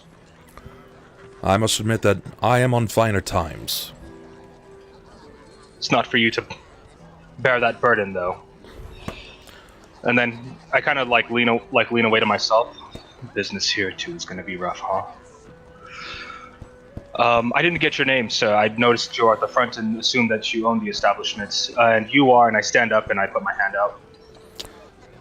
He grabs at your hand, and the size of his hand just probably dwarfs yours. Covers my whole forearm. I'm just like, yeah. Yeah. What's up? He gives you probably the sturdiest handshake you've ever received from a human. He smiles big.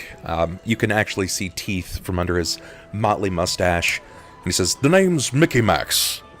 I'm an ex-miner, and now I run the Redhead Miners Inn." I see. And other than the man there, anyone else that we should be made noted of? Anyone of significant stature that we should avoid at all costs?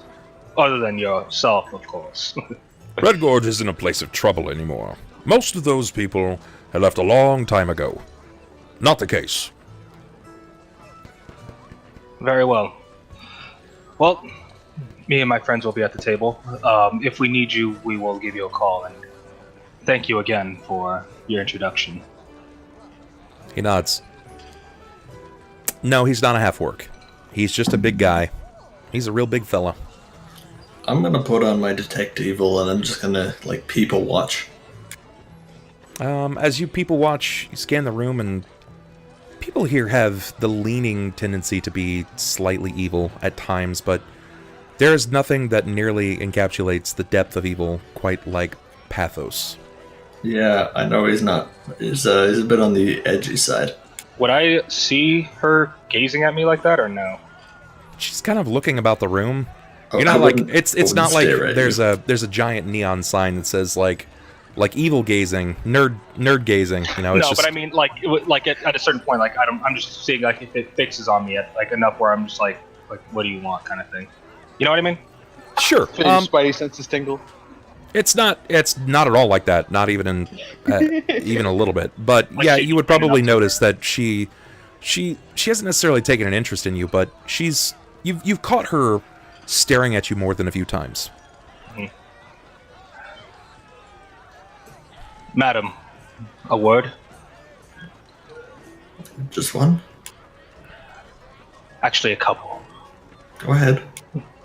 Is there something peculiar about me that you find fascinating? I've noticed that our eyes met twice already. This is at the table in front of you, Jerrod and Sunn.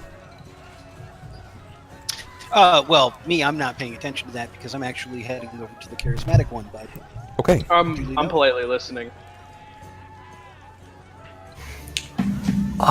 Interesting is a word I would use. You're just not the type that I see around here. The type? And what type is that? I can't describe it as well as I wish I could. There's something peculiar about you that I can't quite put my finger on. I could say the same thing about the mask that you wear. it radiates magic. You say where? I don't choose to wear this. But you see, it's kind of engulfed my cranium. Well, it's a good centerpiece for the beauty that is your face, of course, but I must ask once again why you keep trying to lock eyes with me. I'm not trying to lock eyes. That you'd be attracted to it, but if this is your taste, then I cannot blame you. I'm just gonna audibly laugh in front of them. I was hoping that you'd be a bit different than all the other men, but alas, it seems you're all pigs. You can use whatever crude terms you want to describe me, but I simply wish to know more about you, and I don't need to consistently gaze from afar. If you have questions for me, and I will simply ask them, or you can ask them of me. I have nothing to hide.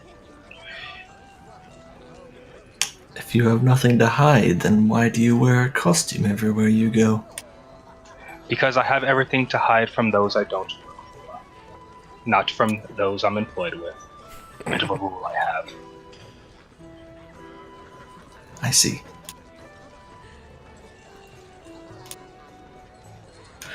Well, this drink, it tastes rather, it tastes like another one. I'm gonna get up and go and grab another drink from the bar. It tastes like another one. Tastes like it's not enough. It tastes like I need to be drunk to be in a conversation with anyone else. And Deia's just like, I am not drunk enough to put up with your shit, Pathos. Pathos, Deia embitters her lips and she stands abruptly, moving over to the bar. It appears that she's asking for another drink. I'm gonna say out loud to Pathos, I believe that's called striking out, but I'm not quite sure. Boy, you are blind in more ways than one. There's nothing to... I just Sunn's like, well, you fucked up. And Pathos is like, she'll be eating out of the palm of my hand before you know it. She just activated my trap card. I was thinking of saying out loud, I was gonna be like, no, I'm not the blind one, that was the small boy. And I'm like, he doesn't know him. No, Pathos is just like, she wasn't the one I was sitting on. Your name, once again, it was, Sunn. Sunn, yes. Yes. I'm merely trying to gather information from her, nothing more. My interest in her kind is, well, there is none. So you needn't worry about that. Surface dwellers are a bit off-putting for the most part. People like to do things when they're away from home. I'm not quite sure how far that extends to. Did you say, this is out of character, did you say your race when you took off your mask, or was it assumed that we all just knew that you were a drow? I mean, that's solely based off of your guys' characters, if you guys know what a drow is or not. Bub, would it be crazy to say that someone who read books for most of his life would have somewhat of a clue? See, that's the weird thing about that in this world is, yeah, you would know about it, but the reputation that follows a drow is never good. They're kind of like they're kind of like no. Kind of pretty like much the big things I would like imagine that you take away from boogeymen. the drow is that, you know, they're assassins, they're murderers, they follow a spider god by the name of Loth. They're ruthless. There's nothing good that comes from doing business with a drow. This isn't something that's a secret either. You just probably have never encountered one. In fact, same could be said to Deia as well. I don't think it'd be too crazy to have read about them, but yeah, no, seeing, going back to that, I mean, I'm not sure about how you drow deal outside of, you know, the lower parts of the area, but, you know, I'm willing to learn. You would never have the opportunity to learn. Not from us. Maybe you guys will leave a book somewhere one day. Until that day. Well, It seems that Mr. Skellerang is meeting with someone. Would you happen to know who that gentleman over there is? Turn around and see the man. No, frankly, I'm quite new. I showed up maybe a day before you did, so I know about just as much as you do, probably less. Well, I'm in the business of being, as you surface dwellers would say, nosy, so I'm gonna go see what he wants. Have fun. I always do. And I get up, and I walk over to the table where Jerrod's sitting. It's going to take you some time before that happens. Jerrod's going to have a little bit of conversation. I'll let you know when you step in. No problem at all. Jerrod, you move over to speak to the man who is plucking the strings of the lute. Now, coming up alongside the table,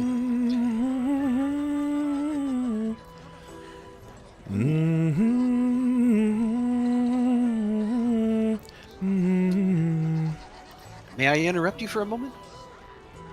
Well, you certainly can, sir. To what do I owe the pleasure? Well, I was just talking to Max back there, and I'm looking for a friend of mine. He said that you'd probably be the man to speak to. Every man is a friend when coin is in hand. Well, hopefully this isn't something that will require coin. I'm just looking for a friend of a friend. A friend of a friend, you say? Well, you've potentially come to the right spot. Perhaps I can indulge your immediate desire. Whom is it you seek, sir? Strangely enough, I don't know their name. All I know is that they're a friend of a man named Mavu. Mavu? Well, that's a name that can be said that often around here. Please, can you tell me what combined with water, sand, and lime? Mortar. Yeah, very good, very good. You must be here to seek out the chisel. My name is Ekain Smallcask. People frequently call me the Honest Minstrel. Tonight, there will be a meeting that you've been sought to attend. And trust me, I happen to know much about you already, Mr. Skellerang. It's my job to know things.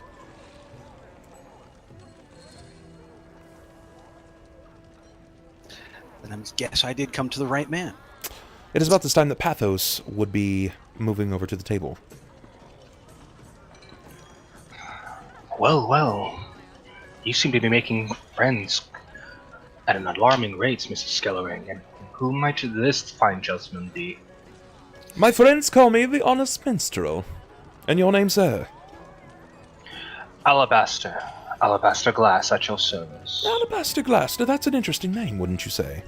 Seems a bit ironic. Ironic in what way? You know, in the way that... Oh, I don't have to explain it. Surely it's just a play on words. Oh, your mother seems to think right coyly. Give me a bluff.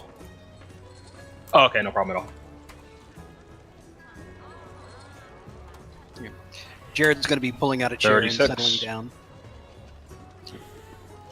Surely this is some kind of joke. Your name isn't actually Alabaster Glass. Well, have you ever heard of an honest minstrel? Well, yes. My mother had a taste for the theatric. Thus the name. Fine, fine. How could I help you, Mr. Glass? Well, I am here, and I pat Jerrod on the shoulder, with this man here. And any business he has, I have at the moment. Is that so? Well, it is. Mr. Skellerang, I was not informed that you would be traveling with many people I was to be uninformed of. It's been a very long road, and as far as Mr. Glass is concerned, while he is a recent addition to my retinue, he won't be joining us for the meeting. Is there anything that you would be hiding from me, Mr. Skellerang? I believe it to be the utmost importance for me to know absolutely everything about your traveling party. If you wished to see my friends this evening, then I must know absolutely everything, as I confer for them. Duly noted. At that point, Jerrod will sit back. On my way to this blister of a town, I've managed to go ahead and lose 3 good friends. Oh, it's truly unfortunate. You have my condolences, sir. They are welcome. But as it happens, Mr. Glass was apparently sent to me by my brother to go ahead and confer some word to me. Until I return back to Cauldron, he'll be in my employ. And back at the table, Jerrod will lean back, point off. Mr. Sunn is my impromptu physician. He's proven himself very capable over the last few days. And Yes, I see that something quite radical has happened to your skin. These abrasions. They seem very fresh. They're not abrasions, they're just no skin. Oh. Well, that is yet again truly unfortunate. As I How said, you find yourself ending up in these situations, Mr. Skellerang? I think you should find yourself out of them. I blame a bugbear, if we're being perfectly honest. Oh. Truly daft foes. This one was cleverer than than I'd care to admit, but in the end, I managed to walk away, and at the end of it all, that's what's important. Tell me, Mr. Skellerang, is that something thrumming there? Surely you're not excited to see me, the honest minstrel. Something seems to be thrumming in your pocket. Give me a perception, Jerrod. Sure.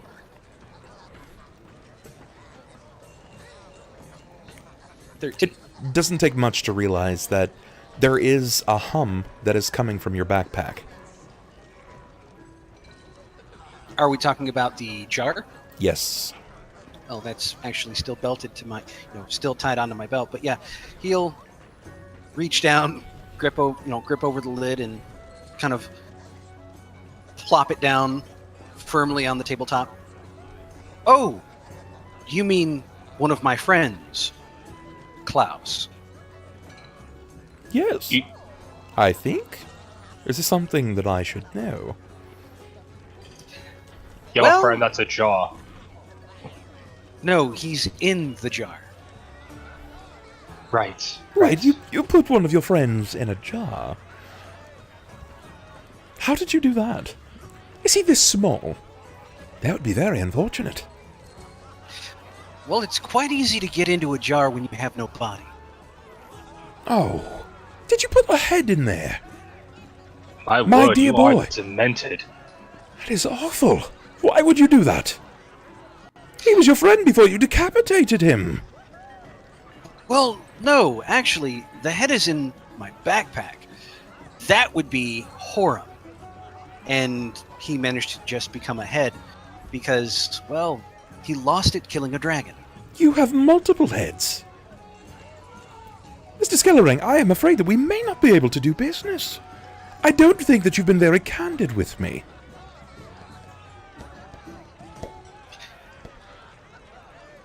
Is this a statement of some sort to reclaim your name to fame? My name? Yes. My name has no fame. No. As far as Horum is concerned, but infamy, definitely. it's getting to be that way. Now, as far as Horum is concerned, I'm keeping his head because he needs to be returned to the Church of St. Cuthbert's. He died in a heroic manner, and as a paladin, I feel that it does deserve the recognition. After all, he did go ahead and kill the dragon Dorlot. As far as my friend in the jar, well, it's not his head per se. He was a sorcerer of growing renown, and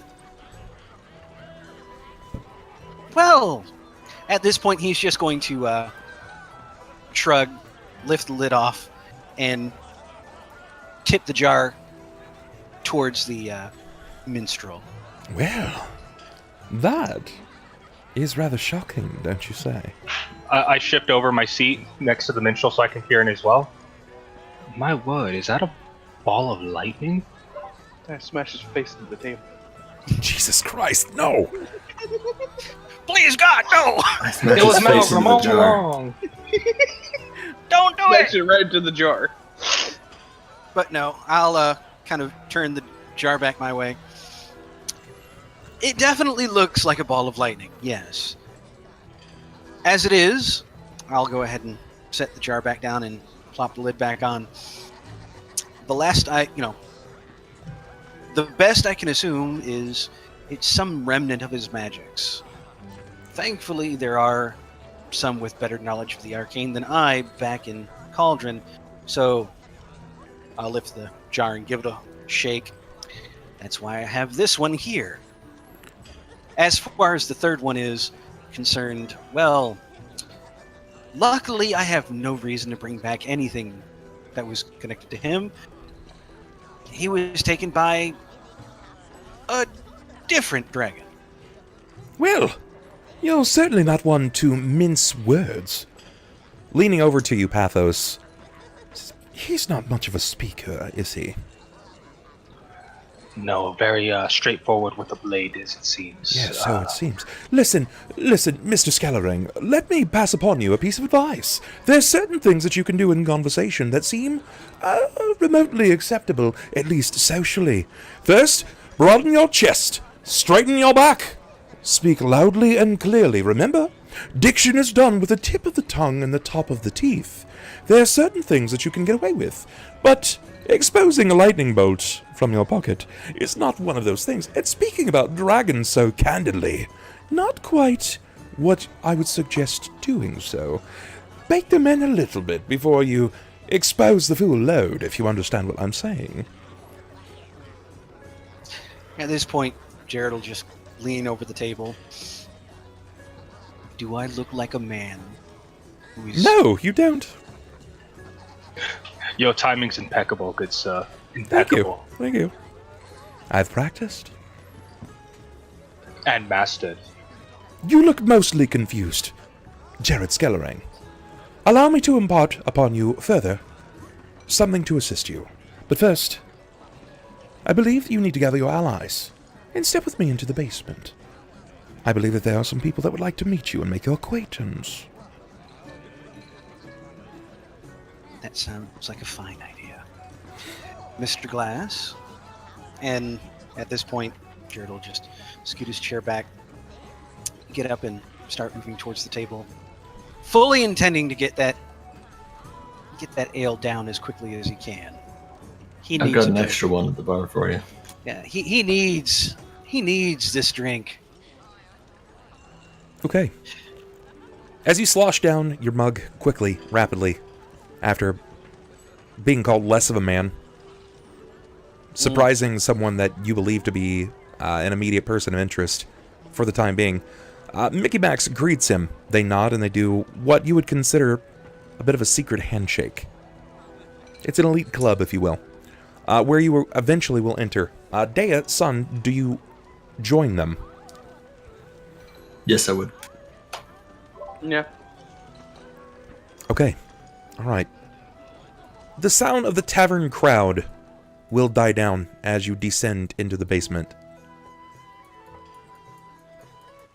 The music will also taper off. Inevitably, you are led into a room in the basement. A few twists and turns. The pull of a book in a bookcase, and it will reveal to you a hidden room. You know that you're in the depths of the Redhead Miner's Inn. Mickey Max has gone through great lengths to hide this room. Akame's small cask, the honest minstrel, bows, and he says, "Welcome to the meeting home of the Chisel. My name, despite being the honest minstrel, is Akame Smallcask. I speak for most anyone here. But be prepared. The moment that you pass through these doors, no lies will be heard nor seen.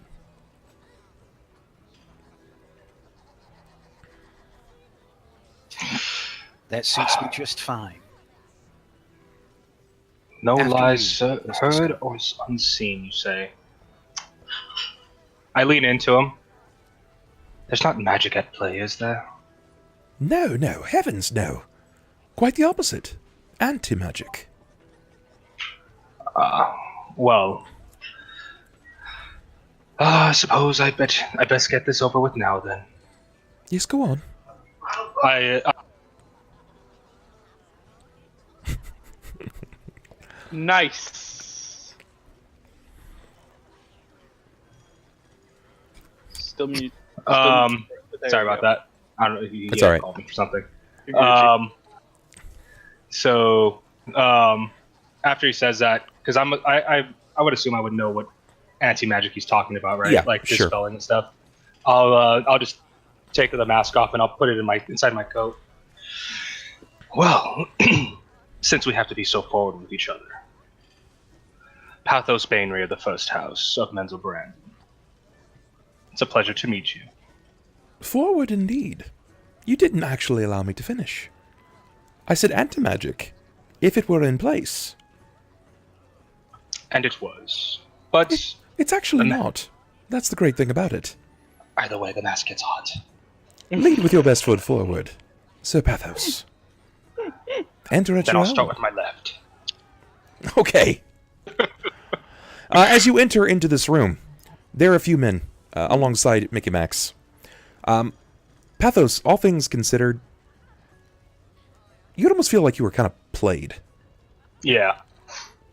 Probably wouldn't make you super happy, but definitely played. You can tell that this man has a way with words. He has this almost like alluring vibe to him, which kind of encourages you to spout out without thinking much. You don't know if it's magic or if he's just that talented. Yeah, but it wouldn't be like oh man, I'm fuming mad. It'd just be like he's good. Yeah. Like he acknowledges. No, where that's it's Jerrod at. that's fuming mad at Yeah. the moment. Jared's the one who currently wants to rip off his fucking head. In this private room under the Redhead Miner's Inn, you'll find that it's mostly silent. Met with a few other men. There's a great oaken table in the middle of this room, and on the chamber's walls, beautiful frescoes depict the glorious moments of Surabar's spellmason's life. It shows Surabar's arrival near the foot of a dormant volcano. You would recognize this as Cauldron. An encounter between Surabar and a sword-wielding angel. And I think we are getting raided by Unmade Gaming, coming through with that rate of 12. That's what I'm talking about. Coming through hot. Unmade, thank you so much for the raid, brother. I appreciate that. Guys, follow along with Karama here and defend the channel. Show him how we feel about raids. Give him some bubber feels. Speaking of defending, they've added new mod tools. So I could defend it by banning him. Why would you do that? I'm not going to, but that's the way to defend. Again, I maintain that you're still a shitlord. I would never ban Unmade. He's too great. Yeah. Mike's good people, man. But it's really funny that that's actually a thing now. That's actually really cool. That's neat. That's neat. Thank you very much. Thank you guys very much, Unmade, for coming in and showing us that love. I completely appreciate it, man. Completely appreciate it. So, where I left off, while they defend, an encounter between Surabar and a sword-wielding angel, in which the angel gives Surabar a glowing quarterstaff. A member of the Chisel steps up, nods to you. That's Nidrama. You're not entirely sure what that means, but he says that's Nidrama. It shows the foundation of Red Gorge, Surabar's magical construction of basalt bastions that protect Red Gorge itself. It also depicts a battle against demonic denizens of the Demon Scar, Surabar leading Red Gorge's forces, and a towering hyena-headed Glibrizu leading the Demon Scar forces. The transformation of Surabar into a mountain, symbolizing his death.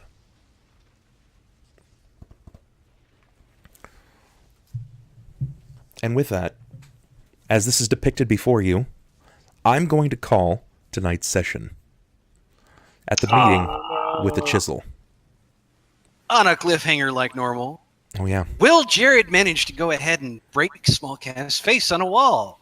We'll find out next time Oh, God. on Dragon Ball Z. Oh, man. I swear to God, I so wanted him just to go ahead and pull amalgam and just be like, do I look like a man? No. He's gonna get amalgamed. It was a very, very good session. Squaws, thank you so much, man. Wars, thank you so much for the follow. I appreciate it, brother. Thank you very much. And I love that was pretty good. all of the raid love, guys. Thank you so much. I appreciate. Again, guys, if you didn't know, now you know. Tonight was episode 110. Nobody used any of their inspiration. I used my luck reroll. Oh, that's true. You did use your luck reroll. How about that? Nobody used their inspiration, which is good because that'll roll over. But still, we're going to go ahead and nominate as per usual. So, roleplay-wise, players. I would personally give it to Pathos, if not only because of the fact that he made me both hate and love his character at the same time. Within Cool. 5 minutes, no less. Guys, Bitboss died. Like, Bitboss Oh, died, wow. so I'm going to go ahead and pass out 100 rep to everyone in chat. Hey, Nikki, what's going on? And I didn't have to heal anybody. Look at that, Lucky. Boom, Go bam. figure. There you guys go. Enjoy the reputation. It's 100 down. It's 100 down to everyone. Thank you so much for Looks sticking like around, your guys. reroll was worth it. That's 109,000 rep, isn't it? 109,000? 100 rep to 109 people. Oh, wait, 10,900. Yeah. Yes. There you go. Yes. I added a 0. I know. I was quite confused. But that's okay. That's okay. So, I'm confused all the time. you think Pathos took it? Did Pathos take the best roleplay of the night? I believe so. You think so? Or Deia, because of the being hit on by the yokel. I was just Yeah. gonna tolerate it until he bought me beer, then I was gonna leave.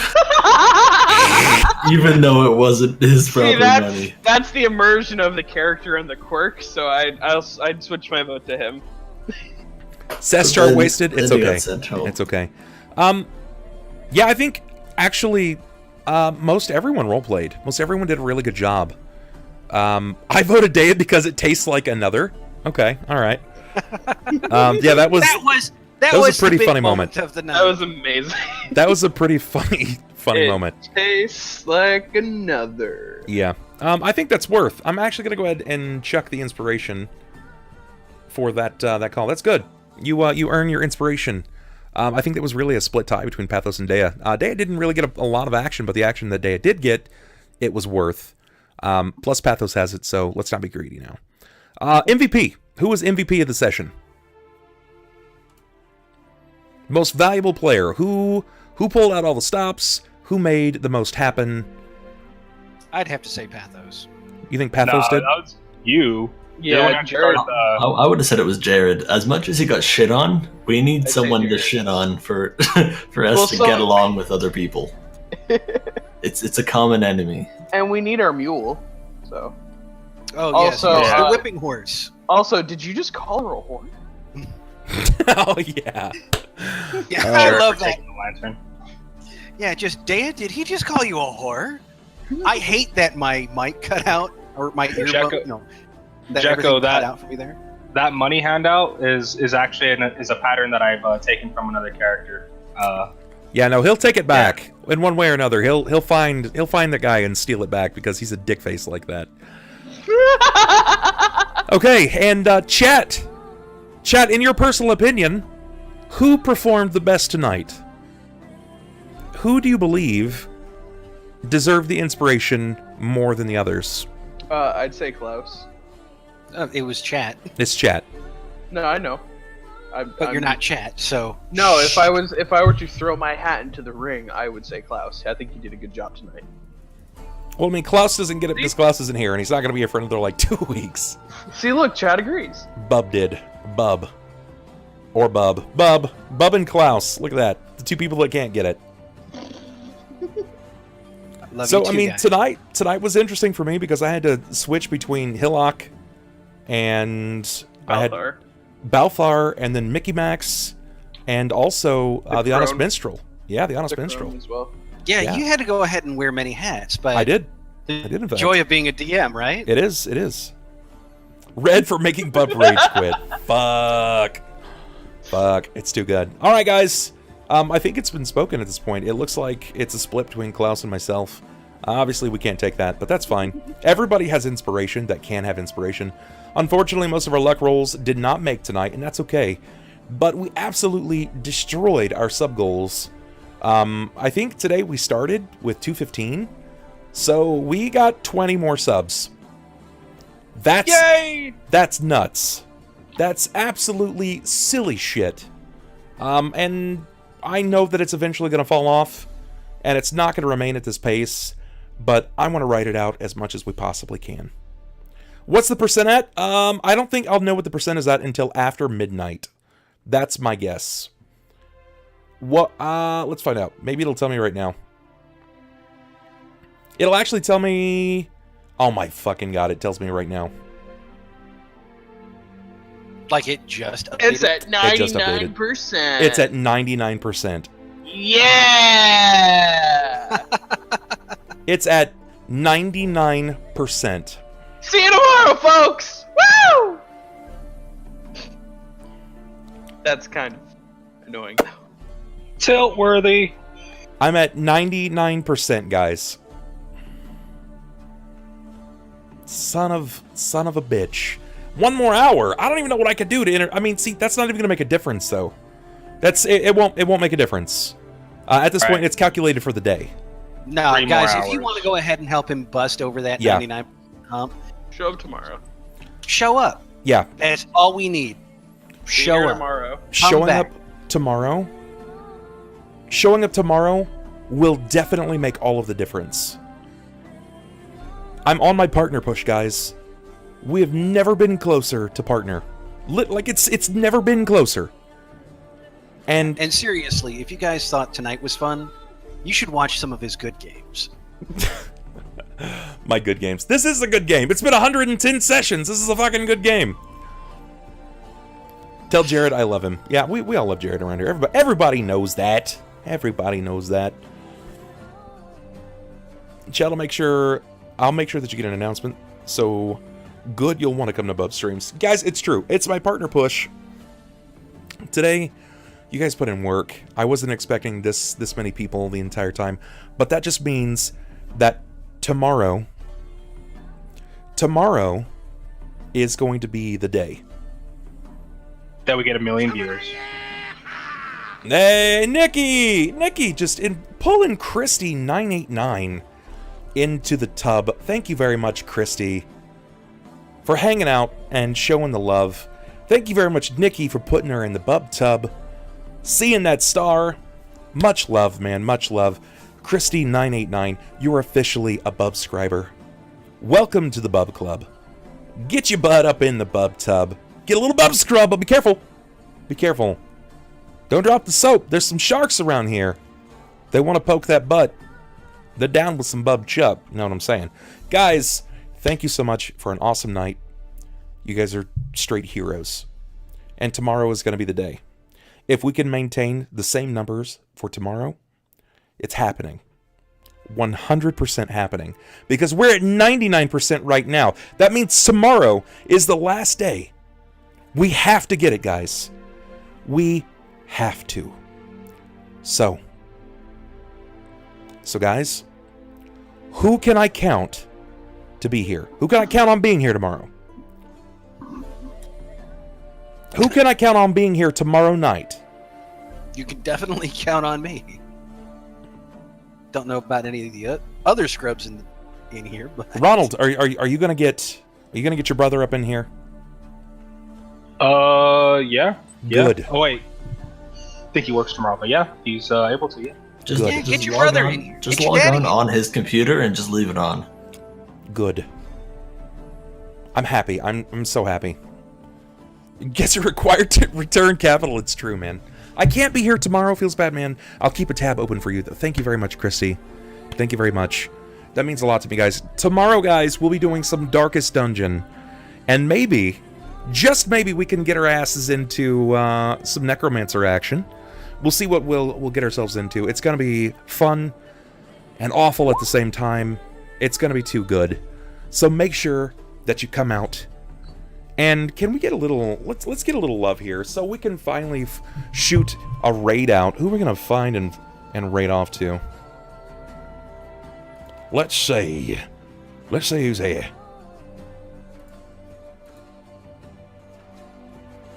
The Dankest Dungeon. That's right. Let's... Oh, it's okay. He does VODs, Christy. He does VODs. It's true. It's true. The VOD will be up if you had to miss any part of the night. Which means if for posterity you want to see our antics, you can always pull it up and watch us watch us be retarded. Let's see. I don't want to host up for Destiny 2. I'm trying to get away from those Battleground games. Let's see. Sai's doing Rainbow Six. He's doing some Rainbow Six.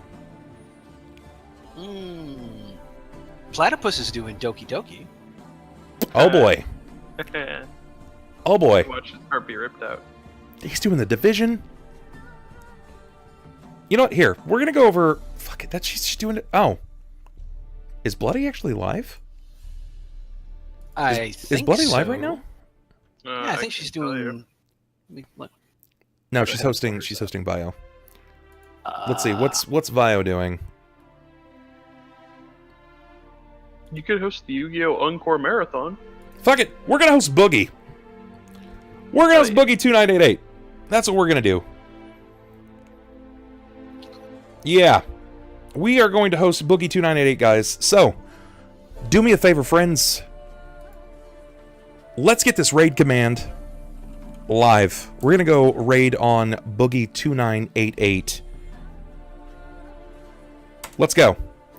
So guys, thank you so much for absolutely everything. Let's get your raid command ready. Any, you can pick it. Make it so. That's gonna be tonight's raid command, courtesy of any. Copy it up. It's only letting me, every time I click on it, it's like, do you want to ban InYouEndo? Don't do it. Well, Yeah, yes, no, but I like the idea of banning him. We got this. Don't do that. Don't copy that. See, it's fucking up, man. Ban timeout moderator subscriber cheer 1000. Son of a bitch. You know what? Fuck it. You get over there and you do the thing. It's not letting me. All right. That's what I'm talking about. That's what I'm talking. Guys, thank you so much for everything. I love your face. Do what you do. Stay safe. Stay nerdy. And I'll catch you cats on the flip side. Thank you for another lovely night. Come back tomorrow. Let's break 100 and we'll have some amazing shit happen. Let's go for partner, guys. Thank you. I love you. Peace.